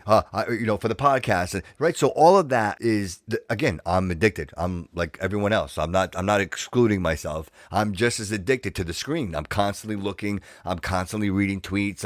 And I almost tell myself, the more that I consume, the smarter or more information and educated I can become, and then share that on the podcast, right? So for me, I feel like I'm not just a heroin user. I'm also a dealer. You know what I mean? Like I'm consuming it, and then I'm spreading this information. And I would like to think that, you know what, that maybe some of this stuff is helping people. You know what I mean? Yes. I totally agree. Some of those things are advances of, technology. You wake up, if you're looking at work, it's better than looking at a fax machine or calling in. But, some people have that addictive. Well, I want to say, would it be addictive? Or, yeah, man, totally. Because we are social animals. Yep. We are social. Yep. We were all born in tribes. Yep. That's how we survived. So now you look at it, say, am I acceptable to the group? Yes. How many people liked my thing? Yes. And who's doing that? Oh, I need to do something better. Yes. And those are the same algorithms that we talked about. Yep. They know how the human brain works. Let's use it to our advantage. Let's put that in his face. Do this. And we're just happy because our brain doesn't know the difference that we're in the tribe. It says, hey, look, you got that same feeling. Yes, we belong. Yes. Or we're validated. Oh, they like me. Oh, look at this. Oh, this person liked it. That person's doing that better than me. I got to do it. Yeah, I'm not feel good enough. Right. Yeah. Yeah, That's exactly what it is. bro. And again, and if you ask my wife, and I bet you if you ask most women who have children, and you say to them, and you say, hey, listen, what if we took your cell phone from your kid? Oh my God, well, no, how would they're going to school? Like, they need to be able to communicate with me. Well, listen, you know what? There was no cell phones when I was in school. If I got sick at school, the nurse would call my mom's work, and most of the time, my mom would be pissed off because like, you weren't supposed to get phone calls at work. You know what I mean? So that was the reality that we lived in. And guess what, brother? We stayed Here we okay. are. We're safer. We're here. We're here. We made it. We made it. But I always look at these. And I find myself as I get older, I tend to look long term, and I look at the things that have happened in our recent history. And you talk about like 9/11, and you talk about Sandy Hook. And when events like that take place, it almost creates a situation where it's required. You can no longer send your child to school because if there's a school shooting, they need to be able to communicate with you that they're okay. You know what I mean? Like, I know exactly what you mean, but you see what I'm saying? Like, it's the same people who use that same feeling, bring their emotion out. So now we got more power. Do you see what I'm saying? So you create. There's a lot of people out there that are pieces of shit. They use that. And that's let's use it to our advantage. Let no crisis go. Like every veterinary on the planet. I apologize to my veterinary fans. If you are a veterinary, if you do veterinary medicine, if you're a veterinarian, you're an asshole. Okay, you take advantage of people. That's just the bottom line. I'm sorry if I'm hurting your feelings, but the bottom line is you guilt people into doing things and spending money that maybe they shouldn't. You know what I mean? Like I talked to friends recently, and I'm an animal lover, bro. I know you are. You know me, brother. Yep. Sadie was such a big part of my life. You've had animals all your life. But Gary, I would never, ever, ever choose. I'm sorry. I would never choose my dog over my family member if I knew I couldn't provide for my family because I had to pay $5,000 to have my dog's stomach pumped out. I'm sorry. It was great to have you, but we'll put you a nice little spot in the backyard, and I'll never forget you. I'm not going to make my family go hungry. But veterinarians, that's what they do. They make you feel guilty, and if you don't do it, you're a jerk, right? You're not a good guy because you didn't. And this is the same thing. It's that guilt where they're almost saying to you, if you don't do it, you're a bad person. It's right? a business, though. Right? I mean, right? Exactly. It is. It's not like that. If there was a and what's the governmental product, support Gary? of healthcare, And what's the product? You say it. It's a business, and what's the product? selling medicine, You're the product. You're the product. And it's the same thing with the social media where they're you're the product for they're selling advertisers. Say, look, I'll make your sales go to the roof. I got the perfect candidates. Yep. But here the doctor's trying to sell his medicine and his services to you to pay for his own college tuition and business and all. Right. And I understand that. But your emotions are making the decisions. Yes. Very rarely. He knows how to play to your emotions to say, I'll write the check out. When make the appointment. Very rarely do you go into those situations sales where pitch. you're making a decision solely based on the logic. Right? No, because if it's a logic, you're going to remove yourself from that. And that's why. That's what it is. And I mean, everything's based from the direction of emotion. Electrical impulses to the brain, brother. That's it. Right? That's really what it is. That's what it is. And Gary, I always go back to quote that you said on the show, and it was so impactful and powerful to me, and I just it stuck with me when you said it, and you said it. Good times make weak men, and bad times make strong men. Yeah. And that is so powerful to me, and I really I believe that wholeheartedly. And it's true. You'll see that now. And when you said it, it just one of those things that sometimes people say, and it's like I carry it with me, and I think about that all the time, and that's exactly the situation that we were in. Coming into the Bush years, right? The Iraqi war, we were raising our kids, Gary. We were bringing up our kids, right? We were that generation, and now that shifted to another generation that I believe there were some really good times there, and even now, I'm a perfect example, man. I got family members that maybe should be on a career path that aren't, that maybe should be, and I think it's the quote, failure to launch. They're not moving forward because they know that they don't have to. Like I got mom and dad, or I got my situation where I don't have to take the full responsibility of my life because my parents. You're comfortable. You have no right. I forgot what this said. There's a Maslow's hierarchy of needs. If anybody knows what that is, they can repeat it. It's where, when we were born thousands of years ago, we were just worried about getting eaten by the other animal, and trying to match up with the tribe. Now you wake up, there's no worry, and so the body we're still Neanderthals on our hind brain.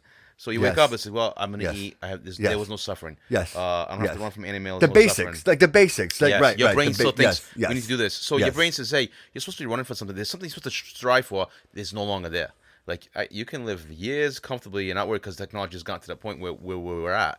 And unfortunately, so we have to make something up of that, and we have to find something that causes strife. So we feel validated. Say, there's something to my life that's of value because I strive on something stupid. So here we go. Ready? Does it become monetary socialism? We're going to that point, I believe. Yeah. Right. Yeah. But, I mean, that's really what They're right. going to make it digital. The money controls everything. The money because it's your food. It's because now it goes to different. Yeah, exactly. Money controls everything. I mean, behind everything, money controls everything. Right. Even just ask for money to help you out with the cause here. Yes. Right. Right. I'm sorry. It's a way of getting value for your work. Right. You know, you're not going to borrow for 2 sheep and 2 cows come on your front yard. Exactly. You're going to borrow for something that can use your value for whatever you want. Exactly. Yeah. So whatever it's dollars or gold or that's seashells. So we live in that. We live in socialism. Yeah. We live it and accept it because, brother, again, what else is it? Honestly, if you don't go to work, if that's it, you stop. You decide not to work anymore. How can you participate in society? You can't. You know what you end up doing? You end up living in San Francisco and shitting in the street. Yep. That's what ends up happening. Exactly. Right? And then all of a sudden, just like the tribe, you got to put yourself in the tribe. You got to jump in. You got to follow and go chase that elephant or that saber-toothed tiger. We all got to sit together. Right. You go sit there with, not to say nothing bad, but you sit there with the women and pick berries. Yep. You have no value as a man. Exactly. And that goes with everybody in it. So you have to make sure it's still there. What's your contribution, right? Like, stature. Am I carrying you or are we carrying this together? Yeah. We're all going to get together. So you're going to put you're going to put skin in the game. That's what it is. You want to eat, you're going to come in, you're going to eat that big thing. Yep. You can go, but if you're the one that brings in the most cash, guess what? You get the most value because you're producing more for everyone else. Right. So you have more value. Yeah, that's fair. And now that's with fair. this, now we don't have to worry about that because technology's gotten. But it comes to a different status symbol where I have this, I own this, I have that. It's gotten to the point now where status is like you are a producer, but now you just produce. We are now consumers. Yes. We just get crap. Yes. More crap. And then Yes. show status. Yes. He's got a better this. But the unfortunate thing, and this goes back to the banking system where I can buy a car that's $10,000. You can buy a car that's $80,000. They actually both do the same. Both have AC technologies come the same. So yes. Am I really paying $80,000 for a symbol that shows something to somebody else? Like, he's doing better. But actually, when it's no longer required. Yep. The banks see your home still heats up, whether it's 2,000 feet or 20,000 square feet. So now the banks see that in the future something might happen with this where once you start figuring out like I don't need that, and there's already a sign of that, it's called minimalism. Where people say I don't need this shit anymore. I can downsize. And now it's getting to the point with technology where we don't need it, but we got to keep that thing going for people to say I need that better than that guy because you're hindbrain. The perfect example of that. People, listen, if you think for 1 second, this goes out to the audience, PSA. If you think for 1 second that your credit card company likes you and that's why they raise your spending limit, they're not doing it because you guys are friends. What they're doing it is because you're paying your payments on time, you're making all of your payments, and you're keeping your balance within reasonable limits. They don't want that. He's a safe debtor. Yeah, they want to increase your limits. They want you to spend more money. They want you to be in a situation where you are unable to make your payment on time. That's the model. That's the way it's built. So don't think for 1 second. So when you're not able to, they raise that interest. There you go. They get the interest, you get the penalties, and then you never ever catch up. So never get confused for 1 second and thinking that this financial institution likes you and you've been such a loyal customer that we want to make you an unloyal customer. He's a safe bet. Let's give him more credit. Let's give him more absolutely debt. Right. Safe bet. And again, I go back and I hate to use the term social, but it when you think of the money controlling it, dude, it's where the money goes. And I hate to use the word and I hate to bring it up. That's socialism because now everybody gets the same in a way. Everybody's taken care of. So the value is diminished, and then you lose that, you're gonna actually lose control because you're actually losing your control of becoming a credit earner, and you can take on the debt you want versus now you have to spend it because I see there's gonna be a change in the money system. I believe now it's not gonna tell everybody to just take the money out of the bank, go strip your 401k empty and all that because there's still gonna be some kind of value of certain.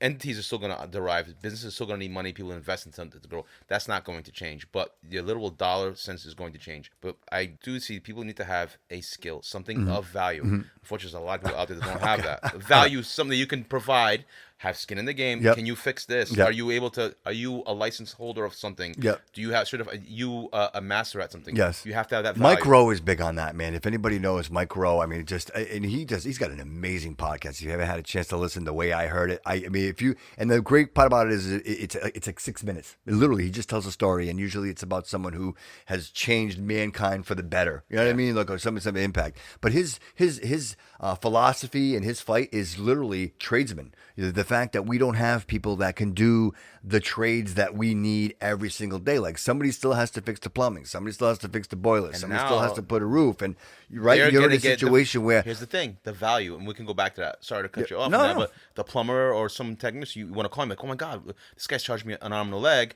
and I got to wait 2 days for him because he's so busy. Well, they'll be the future of the big money makers, right? Because these kids are Right. a lot of people. I don't want to go back to the kids, but a lot of people who are taught you need to go to college. It doesn't matter what you go to college. When you go to college, man, and now it's like you have no value. no, you come right, out, and then what can you right. produce for society? Nothing. You have this, Nothing. you know, this paper, this diploma, and Yeah. the, you know, this associate's degree on what? On what? On what? On What what? are we doing? Like, what's the- Unfortunately, I mean, it was the American dream. This is if my kid goes to college, it goes. But someone with a trade, someone with a value for something, yes, they're going to make a lot of money, and they're going to do well. It goes back to value.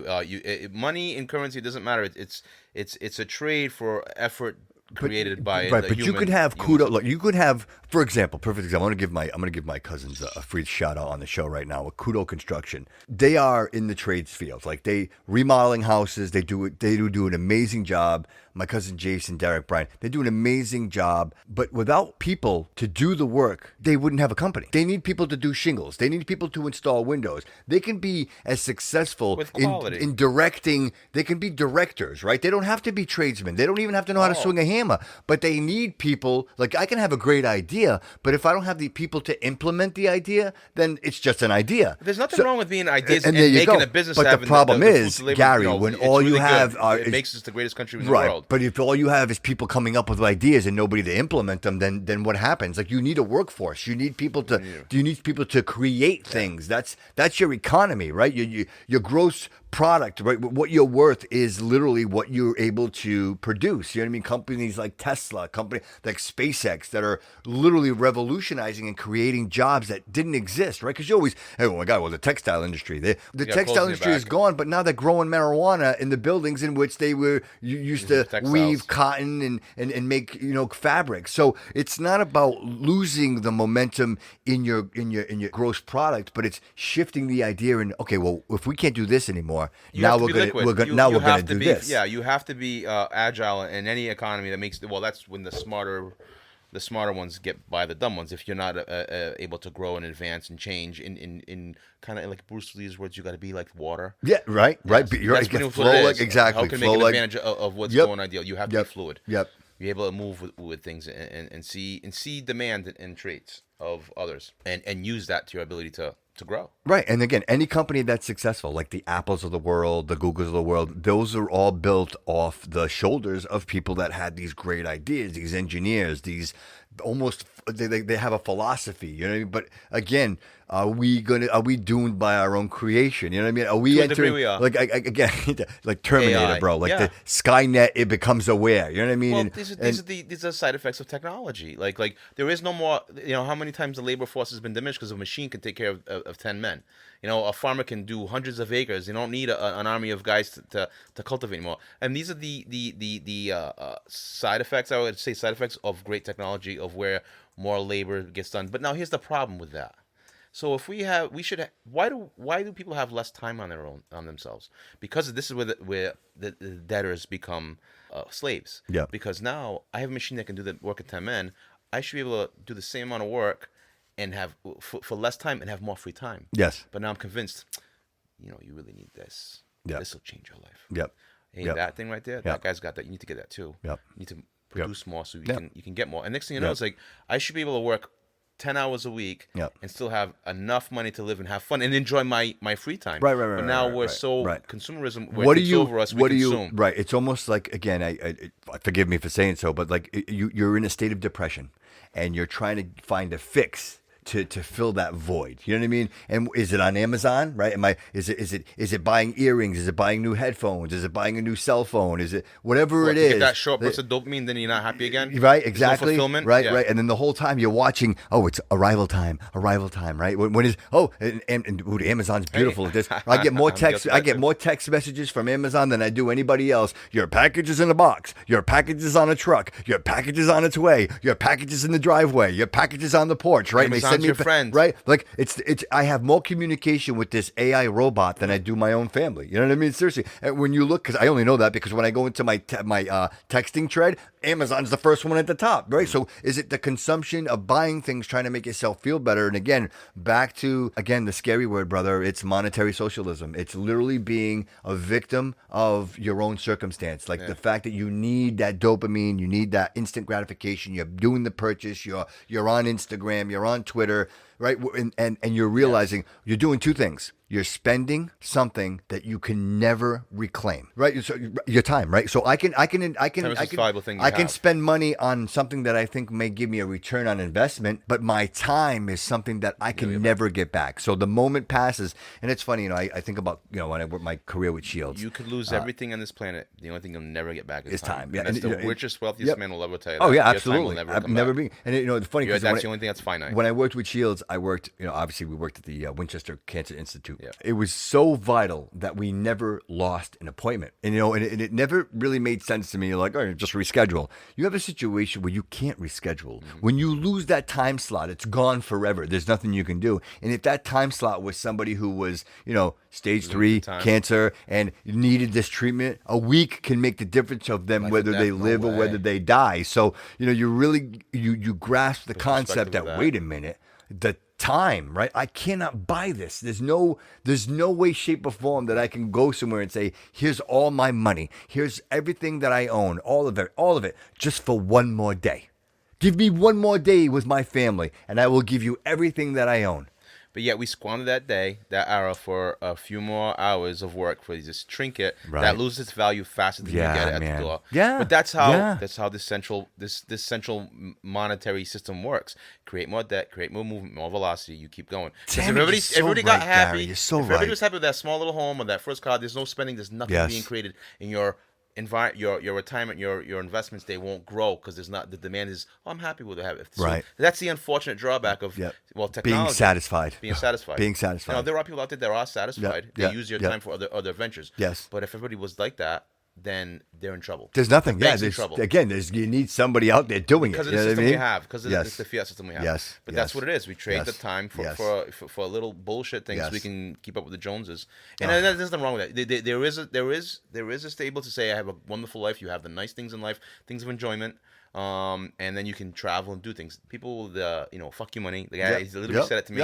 I go to homes that you just see, this is unbelievable, and it ain't their first home. Bro. And then they look at me, and when I speak to them, and I don't peer into their lives, but they I'm in their environment, and sometimes I have some crazy stories about people that are very wealthy, and they let things go on me because they have the same bullshit problems like many people do. I hate my wife, and she's a pain in my ass. But either way, we think we're all so different from one another, but in reality, we're all struggling from the same issue. Same bullshit, just at a different level.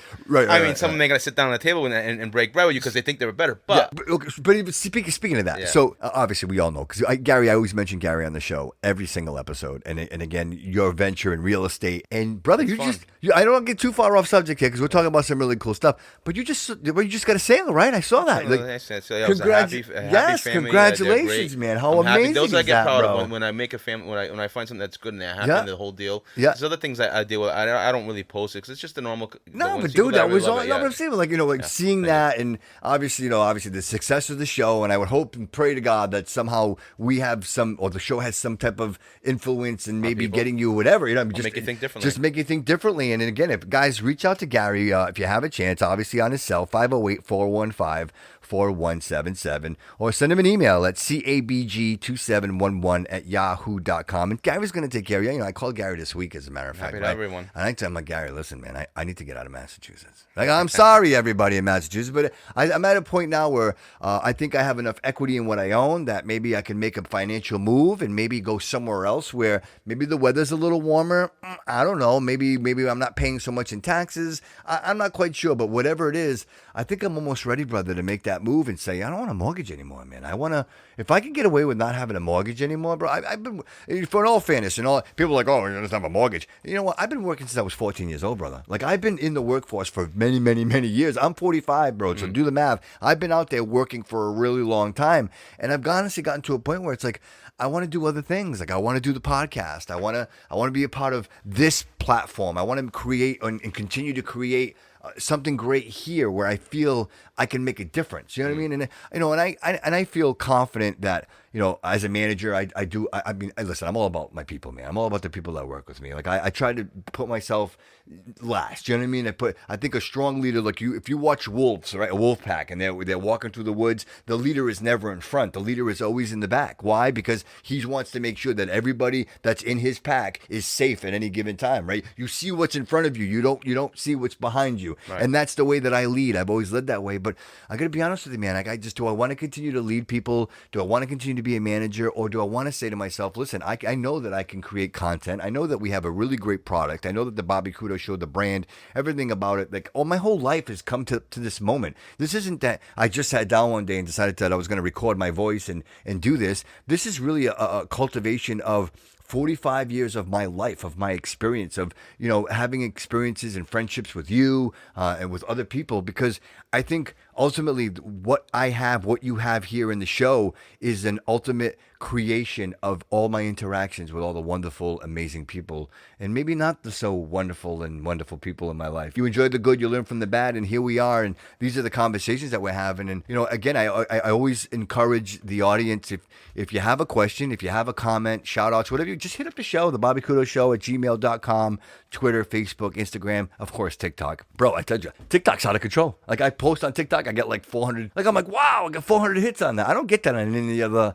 for whatever reason. TikTok is big for the show. Maybe because of I don't know. I think it's that Chinese. Yeah, dude. Right. So speaking of that, like, it's Microsoft and who else? Somebody else just bought TikTok, right? Like Microsoft. Microsoft, and it was somebody. I thought it was not Nokia. It's another company. But anyway, they bought it, and it's gonna continue to stay. And dude, they say that those TikTok influencers, dude, they make stupid money. They get ridiculous. Oh, they do incredible money. Yeah. Jeez. Well, I mean, everybody's making incredible money. This is the only you can make something online without having to produce any widgets. You just put out information. People paying for information. Thus, again, it's TikTok. TikTok has advertisers, and people see your dude, content. Dude, did you see that guy with the? It's just a new way of with the Stevie Nicks with the Fleetwood Mac, and he's on the skateboard and he's singing the song and he's drinking. Did you see this yet? The Cranberry? No. Oh, dude, it's viral. It's the song Fleetwood Mac, yep. And the guy's on a skateboard. He's drinking Ocean Spray cranberry juice, and the thing goes, dude. It goes viral. Ocean Spray takes him on. Yes. And guess what? Contract. He got a truck. They gave him a truck, dude. They gave him literally an Ocean Spray truck. And the guy's skateboarding like this, dude. They gave him a Ford pickup truck, and I think like a lifetime supply of cranberry juice from Ocean Spray. Pretty cool, man. It's a great. It's a one good thing about this wonderful life we have, the information. But you know what the best part about it is that you hear a song like this, bro, and I've heard this song as long as I've been alive. This song has been. And now you think of cranberry Ocean Spray from now on. Right. And you have a whole audience, you have a whole generation out there that never heard the song before. And he brings her back. She's amazing. She's amazing. Now she gains more royalties again. Yeah, I'm not going to pretend to be like a Fleetwood Mac fan, but there are a couple of songs that, you know what I mean, that are just phenomenal, and including obviously when you listen to Dreams. I mean.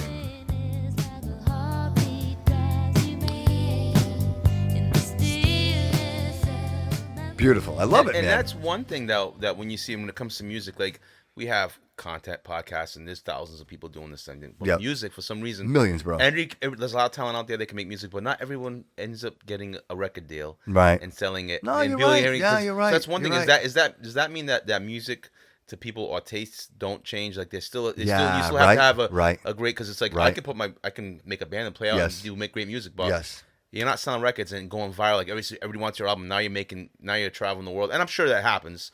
But it's like still Stevie Nicks and Fleetwood Mac and all that still reign all these years. It sticks in my head.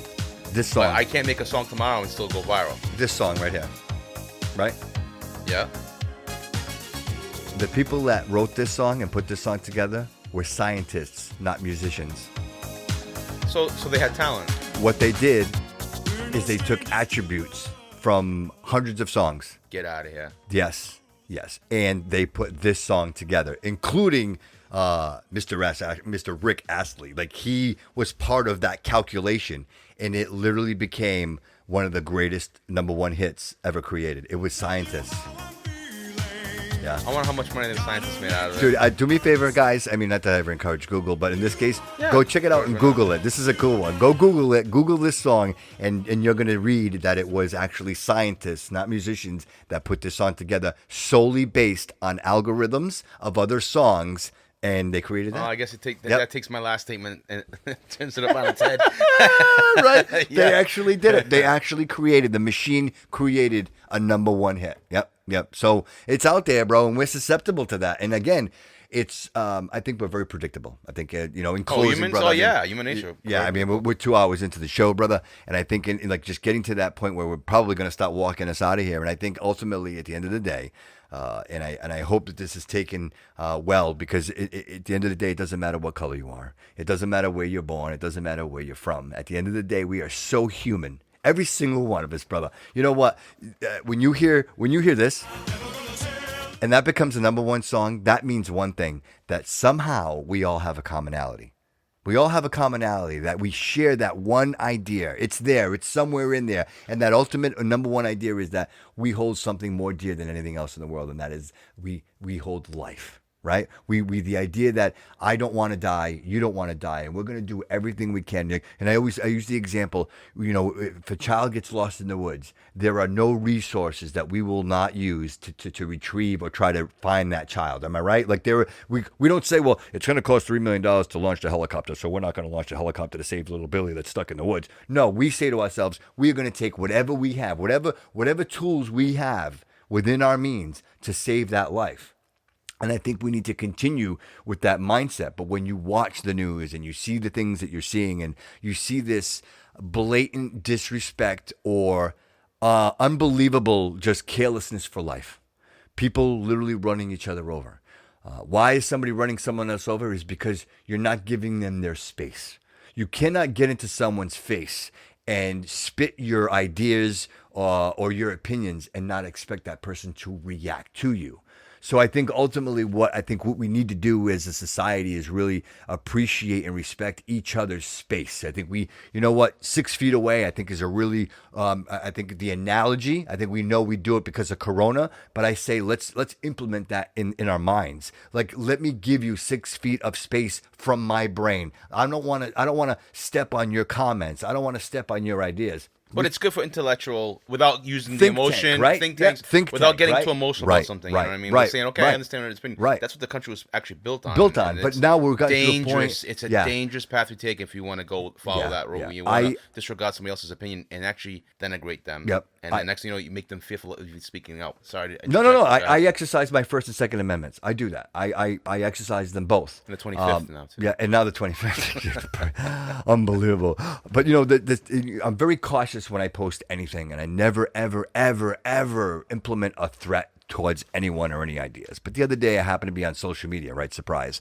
And as I'm scrolling this group, and it happened to be a couple of black women, young women, probably in their teens, and they were, and the caption was BLM attacks Puerto Ricans. That's what it said. That's exactly what it said. And it was these women at a restaurant like you and I, maybe sitting down and eating, and they're going over to the table. And that there was a little bit of that going on. Yep. We're going over, you're eating that, stay. Well, they're literally now grabbing the tables, and they're ripping the tables and throwing the tables. That's what this girl was doing. And these two women were sitting at a table, and they were eating their dinner and minding their own business. And this girl was saying, let go of the table. I'm going to throw the table. And they're like, no, you're not. No, you're not. And I'm saying this, and again, I'm very cautious anytime I talk about the Second Amendment, but I'm going to tell this to you right now.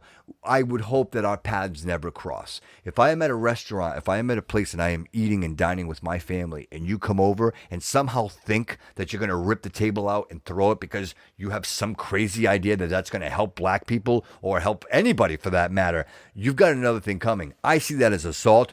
Don't do it. Mind your space. And that's back to my original point. Mind your space. As long as you stay 6 feet away from me, I have no reason to think that you're a threat to me. As soon as you come in within those 6 feet, you now become a threat to me. You are now imposing your ideas, and you're a little too close. Now you're going to get some fans saying, oh, I'm not going to approach him and get an autograph. No, yeah, I wish they would. Hey, listen, you can come more than 6 feet away. But, again, that's my point. It's like, I think people just need to respect our space. You see it all the time. People each other, they're spewing this venom in each other's faces. They're young. That's the only thing I see. They're young. They're impressionable. Yeah.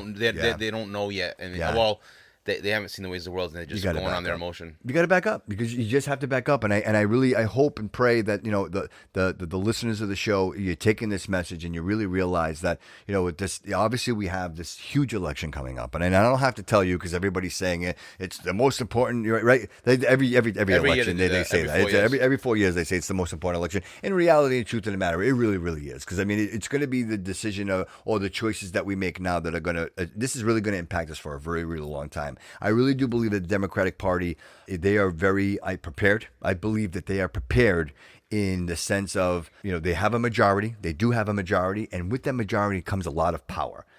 And I think that they are planning way in advance. They're not planning for tomorrow, a week from now. They're planning a very long-term situation here. And I think if we're not careful and you end up with a Biden-Harris administration, that's only going to empower them.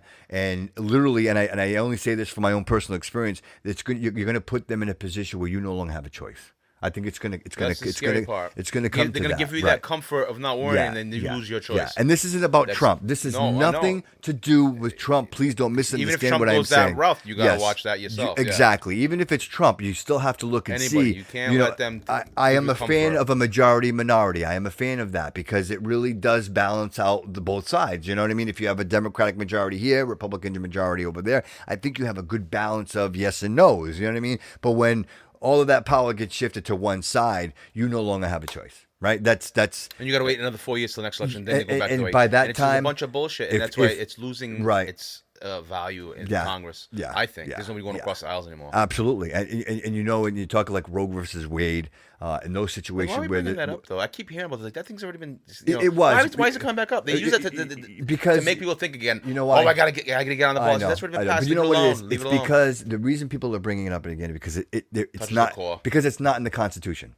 It was a Supreme Court decision that wasn't in the Constitution. What you're asking is something that's specifically designated in the Constitution. You're asking the Supreme Court to override that. And that's why that Roe versus Wade situation. Don't ask, don't tell is not on the Constitution exactly. And I think people are more sensitive to that because you really have you have a side now. Obviously, the confirmation hearings are going to come up, and I can imagine what that's going to be like. Just don't watch that on the Bobby Kudo podcast. It's going to be rough. It's going to be rough. But in all fairness, I think that you keep the Supreme Court at 9. I think that's a really good number. I don't think you increase that. I don't think.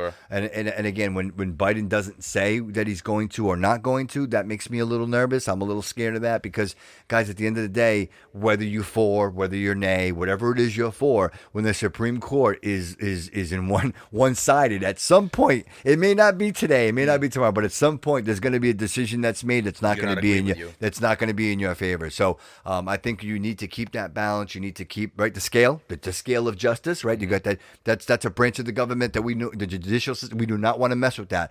I think that we continue to just be cautious, watch what we're doing, and give each other some space, man. Right? If there was a message today, Gary, I think that's really what I mean. Just give each other some space. I think people are sick of hearing that.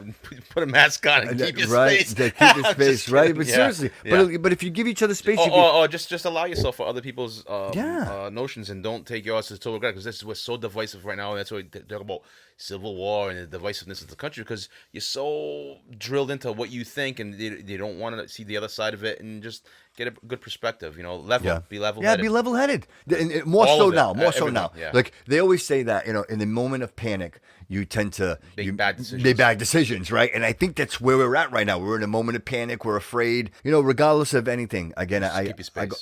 Keep your space, right? Keep your space. And the other thing is understanding that you don't have to like your boss. You don't have to like your boss. Like the CEO of my company, I don't have to like Mark Triton. Like I don't have to. He doesn't have to be my friend. I don't have to like him. But God damn it, you better do a good job up there, man. Because I'm busting my ass down here, and as long as you're doing a good job up there, I got a place to come to work tomorrow, right? And that's what I'm talking about here with the presidency. Like, listen, we don't have to like Trump. I don't like Trump. I think he's a pompous asshole. We all agree to that. I get it. But the guy, he's the captain of the ship. You don't dude, want the ship he's to good sink. at what he does, and sometimes you don't have to. sink. Right? You don't have to. You know what? There have been times in my life where I was told no. Hey, can I have a vacation day? No, I didn't like my boss. What the hell? What do you mean no? I come to work every day. I bust my ass for you. You're not going to give me a day off? How dare you? Right? And I think that's the mindset right now that people are like, what do you mean no? You know, sometimes you just can't. You're not going to get it, right? You're just not going to get it.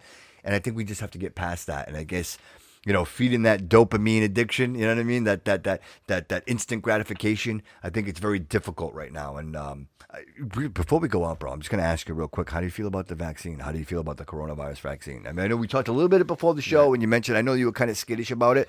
But I don't think we're going to get one fast. If we get one fast and spread fast, I really like to have it get investigated first. Just the coronavirus. Yep. People had, what is that, the chicken box, and then now they finally had shingles. What's this coronavirus going to do? Right. And later on, right. What's the 10 year? 10 years, 20 years now. Right, Oh, you had coronavirus, you have this. Right. But so the vaccine is the same damn thing, and now it was so forced to push it out fast. Yeah. And I don't want to get into conspiracy theories, but yeah, I'd want to wait. If at my age, if I'm healthy, I'd wait. I wait it out. Do you get nervous that Bill Gates is involved in that? Does that make you nervous at all? Because it makes me nervous. Because I say to myself, what is the? If it's not him, it's somebody else with prominence, with wealth. But why? Because you're so wealthy, you have a chance to, you know what, I can do something different, and then whatever cause you want to take. I think that's what happens when people have such a mass wealth, and then with that wealth, he comes to some power and he says, I want to make something.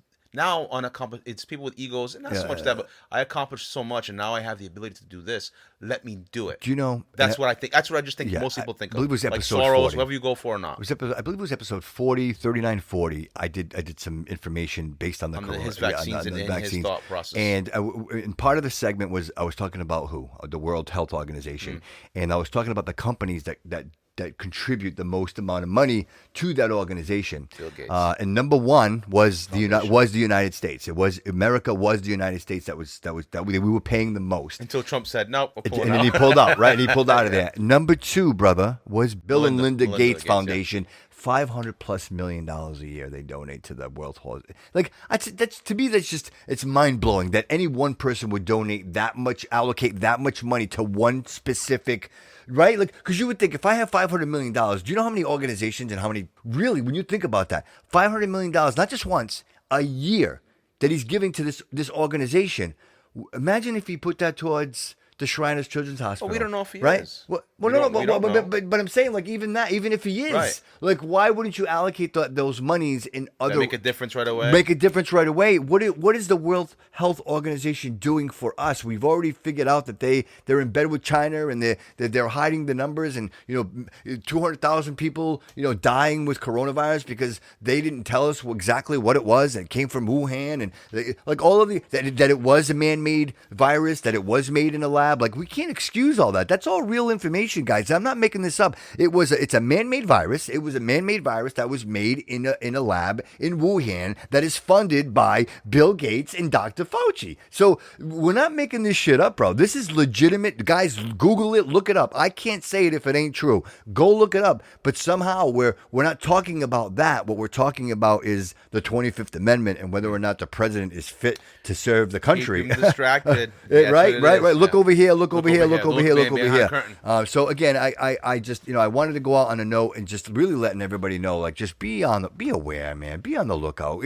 There's just so much bullshit flying around now. You have it's the tough, internet. dude. Look it up. Do some research. It's tough to see, dude. It's tough to see with shit in your eyes. It really is. Don't get caught up in the conspiracies. Right. You also got to look at things that'll help you in your life. And investing and looking for the long term. Yeah, right. We'll get over this. Yeah, I believe so. Don't take your money out, buy an RV, and run out. How many guns in the people thought the world was over when they lost when the housing bubble crashed, Yeah. right? Like when that whole thing happened, how many people were just, oh my God, it's the end of the world. Literally, To them, it was the end of the world They to them. threw themselves out windows. Yeah. People were committing suicide literally based on that. And now here we are. Remember Y2K? People were dying then too. Here we are, 2020. I think we're going to get past this, Gary. We're going to get past this, but Yes. there is some turmoil Yeah, ahead. yeah. Keep your finances in check, people. Yes. There is some turmoil coming up ahead. Yeah. Some unsettled. It's gonna But be a we'll fight. get built. This If you're this- looking this- at 20, yeah, 30 years yeah, from now, yeah. you'll be fine. This election, November 3rd, I think a couple of things will happen. Always the theory is that Corona's going to go away, right? I don't think so, man. I don't think people saying that too. I'm like, it's I not was gonna thinking change that for for a him. little bit, but in reality, you see the numbers. You see, Yeah. it's just the it's arrogance of thinking just the country's going to change the world. Just because I say it doesn't mean it's true. You know what I Right. mean? Like, Yeah, just yeah. we're talking facts, Smack, and yeah. it doesn't seem like there's any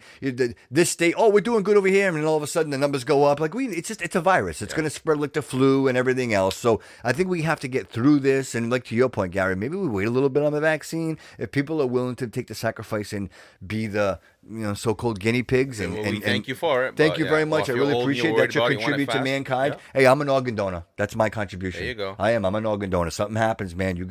My liver's a-okay. I don't drink. I don't do it like so. I got Keep some that good. in mind. I The got world some good. I got some great organs. I'm type O negative. So like, Even better. right? Thanks a So lot. like, I'm the Midas touch over here. You know what I mean? Whatever you need. But at the end of the day, I'm not willing to just go through that vaccination right now. I still got a young family that I need to take care of. No, I hear you. And I just can't be. I mean, that's the thought of everybody else. Just like they right, don't, yeah. right. So I mean, again, I'm willing to make certain Everybody's scared sacrifices, now. but I can't put myself in a situation where I can't provide for my family. So that's kind of where I'm at with that. But I hope and pray that that we do get a vaccine and that we can get back to some type of normalcy.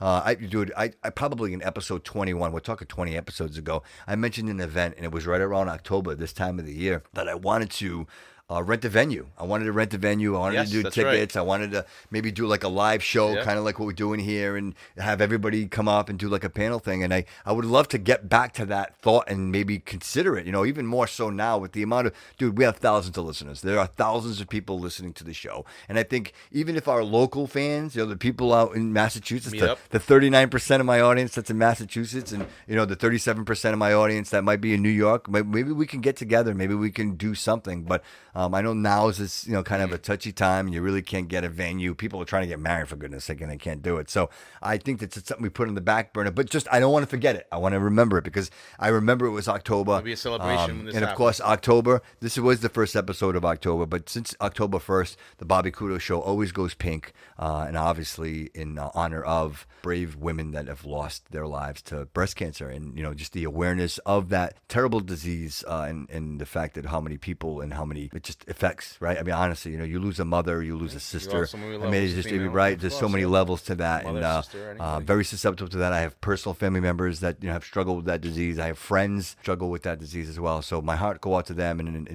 if you go over to the Bobby Kudo Show on Facebook, currently running a fundraiser for the American Cancer Society. Go over. I opened it up. I gave $20, man. First thing I did. So go over there. Go to Facebook. Go check out the Bobby Kudo Show. Go donate and help help save a life. Right? Help save a life.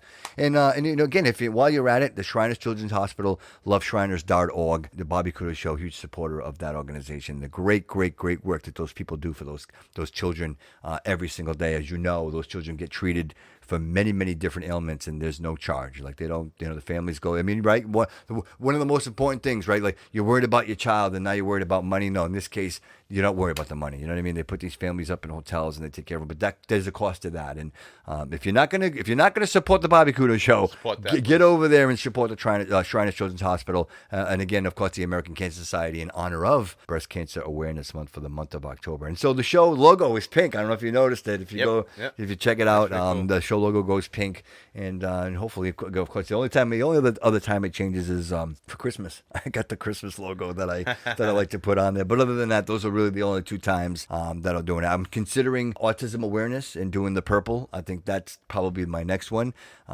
Just it's very close and near and dear to me and my family. So just obviously awareness in that as well. But again, I guess the message today, guys, is let's help each other out. Let's look out for one another.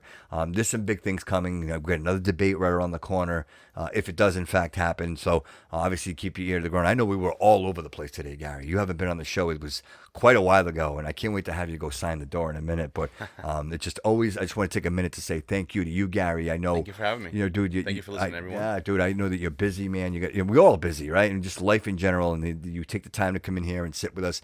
Literally, it's over 2 hours and talk about these amazing topics. Bro, you were brilliant in your mind, and we talk about some of these financial discussions and in the rabbit hole. And I didn't want to get too deep today because I don't want to scare anybody or confuse anyone. But man, I think we were right there, and what we talked about makes a lot of sense. And I hope a lot of people take that and be like, wow, right, it's right. It's exactly what I'm seeing. It makes sense to me, and maybe they can take that and better their lives, or maybe just realize that. And listen, there is a curtain, and there is somebody driving this huge bus we're on. So.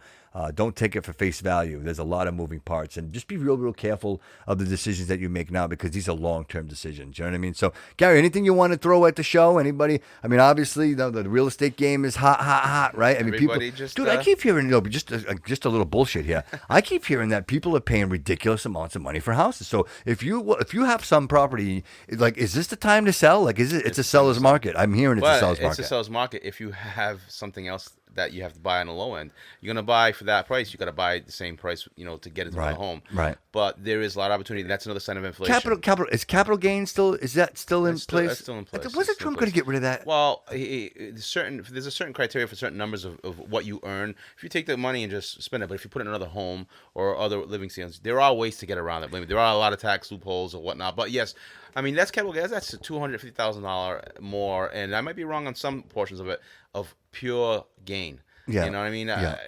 There's ways I think there's ways that could be also transferred into retirement. Yeah. Tax deferred or something along to. There's different ways of options. If you're worried about capital gains, then you're doing all right. Yeah, that's a great point, dude. I didn't even look at it that way, right? But ultimately, at the end of the day, man, I would think that if I sold my property, if I sold the land that I own, and I was to say, hey, listen, I'm going to just hunker down with mom for a minute. You can do that. And I put that money. What would I put that money? What would be the smartest thing for so if I'm just throwing a number, guys. This is no way, shape, or form am I giving you. Make a basis. Let's say 100,000. Just say something like that. Just make it something flat. Okay, so where would I if I sold my house for $100,000? Where would I put that money where it's going to pay me the most? Where am I going to get the best? Like even if I'm in the market and looking for another property in the interim, let's say 6 months to a year, where am I going to get the best return on my investment?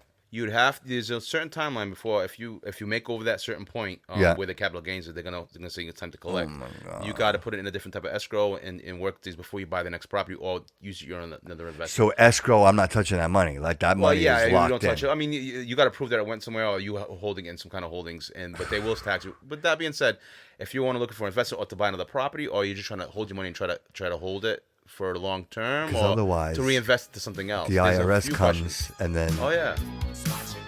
Right? Yeah, they come out, yeah. Then the IRS comes and takes everything you got, right? Take everything. Well, they'll take their share. They do take more than their share. Yeah. But again, there are ways. There's plenty of. I mean, you can buy in certain value stocks, and don't really just leave it in straight cash. Yeah. There's a lot. Straight cash. Where are you going to put that money? I mean, I know we're talking like $100,000, but if I sold my house for $500,000, like where am I putting $500,000, man? You know what I mean? Like if I got cash, I'm not going to under my mattress. No, is that you put it in the bank? You actually have to put it in the bank. Yeah, but if I put it in the bank now Uncle Sam knows not going to pay taxes. Well, they're going to know on that anyway. shit, man. They know that the moment you sign the bill, they know. You right. just take it. You invest into something else. There's no hiding. There are ways. There's many ways you can do it. Another multifamily property. There's things there. But just buy another house. That's pretty much it. Buy and sell, like sell and buy, right? Sell and buy. No, I mean, I'm not a financial advisor. I can't say that here. Find out a professional financial advisor. There are ways to do it, but just like if you're gonna go down that rabbit hole, look into that. People there. We have the advent of the internet. You can look up and. Or they can call you, right? They can call you, man. If they got some questions, some property, they want to sell it. I'm not a financial advisor. I know, I can't, but you know what, though? If I'm looking to move and buy, you're the guy, right? You're the guy that I would call. So give Gary a call, guys. Remember, 508-415-4177, CABG2711 at yahoo.com, and hit Gary up. And again, even if you have a question, right? You're not sure. I got something I want to sell, something I want to buy. You can play both ends of that, right? I mean, literally, and save somebody some money. So remember that. What's the going rate now for a real estate agent? Like, what is it like? like 6%? Is that what? Well, it's like 5 to 2.5 because you split between the seller and the buyer's realtor. But Oh, so it's not- so it's usually 5 It's 2.5. Oh, usually 2.5 or 5. Yeah. Oh, so I'm way off at 6%. No, 6% is good because it's between both realtors. So Okay. it's 6%, 5%. Oh, because that's what I said. I was talking to a friend this week, and Because I mentioned your realtor that. gets it and the buyer realtor gets it. Yeah, all These right, two good. I things didn't want to give him bad yeah. information, man, because that's. Yeah. It's Well, that's why I kinda try not to douchey. say too much on that investing thing. Like I put in You could cash, get hate wasn't straight mail. cash, but just like You're in the gonna bank. get hate mail. Look. That best advice to give somebody about financials: look around you. Yeah. Look what the majority of people are going on, and I Yep. see a lot of thing in tech for our biggest retirees right now. The baby boomers is the biggest population we have. So, what do older people need? Yeah. What does society looking for? What is the Yeah. demand? That's what I would say. Put You know, your it's- ventures and that's money. and in. that's and I'm again. I know we're kind of dragging on here, Yeah. but it's even Steve Silvestri. He mentioned that in episode 43. He's like, you've got an aging population that's What are living their longer. demands? What are they gonna need? And they are the ones that are consuming the most from the system. So how do you? That's great that you And bring their that up, equity, Gary. their money they've saved, they're Yeah. going to want to spend it on minimal time or take that and invest in some other things for other family members. Yeah. So yes, you do have to see what's around you in the world. Don't get so concentrated on the local thing. Look at things that are going on. Little the nuances of see what people have and invest into that. Yeah. And don't try to gamble it. I mean, there's the one thing is timing the market is better than timing the market. That's a hard fundamental that I go with. Yep. And invest now early in your life and don't wait till the end. Yeah, right. I mean, that's because it's the question of whether you're going to spend your money on something frugal, right? Mm-hmm. Or you can invest that money and know that it's going to be there long term, so that way you can have and some. don't worry about the cycles going up and down. Yeah, right. Like 2000 when this coronavirus hit in March, everybody pulled their money out. Yeah, of they course. lost. Right. I mean, I kept everything in, and right. you make some maneuvers if you're smart enough, and you can do well. No, because there were a lot of companies that gained. They had a lot of gains. Like I said, Well- anybody making over $30 million didn't lose any money. They got it all back. So just keep that in mind. That again, watch the market, invest your money smart, be smart about it. Don't panic. Yeah, don't panic. Learn about it. If you panic, you fail. fail. But if you realize, ship, you sink. just be mindful of it, then you'll be good. Gary, always such great information, brother. Thank you again so much for being a part of episode 44, brother, the Bobby Kudo Show. I cannot thank you enough. Everybody, I am your host, Bobby Kudo. Thank you so much for joining the show today, guys. If I haven't said it enough, go support the show. Facebook, Instagram. We're on Parler now. If you haven't checked it out, bro, go check it out. Parler.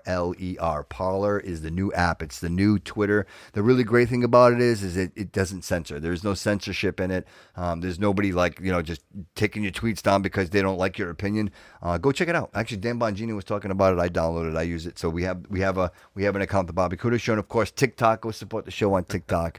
And as always, it's greatly appreciated. Guys, remember the contest. After this episode, take a selfie, right? Take a selfie and then post it to your favorite media platform, whether it's Instagram, Twitter, Facebook. It doesn't matter. Go ahead and hashtag TBCS. And I will be picking winners randomly. I'm going to just pick random winners. I got a Google Home here. Again, like I mentioned, they got a couple of T-shirts. So somebody's going to win. Somebody's going to win. You take a look, and you got Gary's sporting the 2 T-shirts right there for us. And that's just a great, great, great thing for us and for the show. And obviously trying to stimulate, obviously more listenership for the show. I mean, we continue to grow, and I always offer it out there and let everybody know. Look, I'm actually looking for sponsors for the show. I would love to have like a 1 sponsor or 2 sponsors, you know what I mean? And they would be my sponsors that's really what ideally that's what I love to do, because I refuse to pollute the show with advertising. I'm not going to do it, because if I have to do that, then I don't want to be here doing this. It's just because that's what the essence of the show is. It's not about me getting rich doing this. It's really just about sustainability, being able for me to support, creating this amazing what I'd like to think amazing podcast, man. I mean, it's so well taken. Every day there's more and more people reaching out in some of the comments, and I can tell you, even the hate mail, I love it. People are mad because we haven't been on in 2 weeks. They're like, "What is up? What have you been doing?" And like I mentioned in the beginning of the podcast, man, the wife had my attention, so. She's pretty hot, so she usually gets my attention before anybody else. So, Rachel, just real quick, happy anniversary, 20 years, baby. Happy anniversary, guys. I love you. I'm ready for the next 20 and see what it brings. Again, without the support from her and my family, I'm not doing this stuff. You know what I mean? Like this, they have to support my crazy ideas, and this is just another one of my crazy ideas that happens to be a passion of mine. So, everybody, I thank you all for your time. Just a little over 2 hours on this one. Again, reach out. Let me know how you feel. Email thebobbykudo@gmail.com, or just go to the website, thebobbykudo.com, and all the links are there for everything that we're doing. Of course, Etsy. Get some merchandise for yourself and support the show. And that's pretty much it for me, guys. And so, Gary, if you got nothing, I got nothing. You got nothing? We gave it to you. Whatever I had, we gave it, right? We got it. You got 100% of what we had. So once again, everybody, thank you so much. Episode 44. I really appreciate your time. I really appreciate your commitment. And always remember that all roads lead here.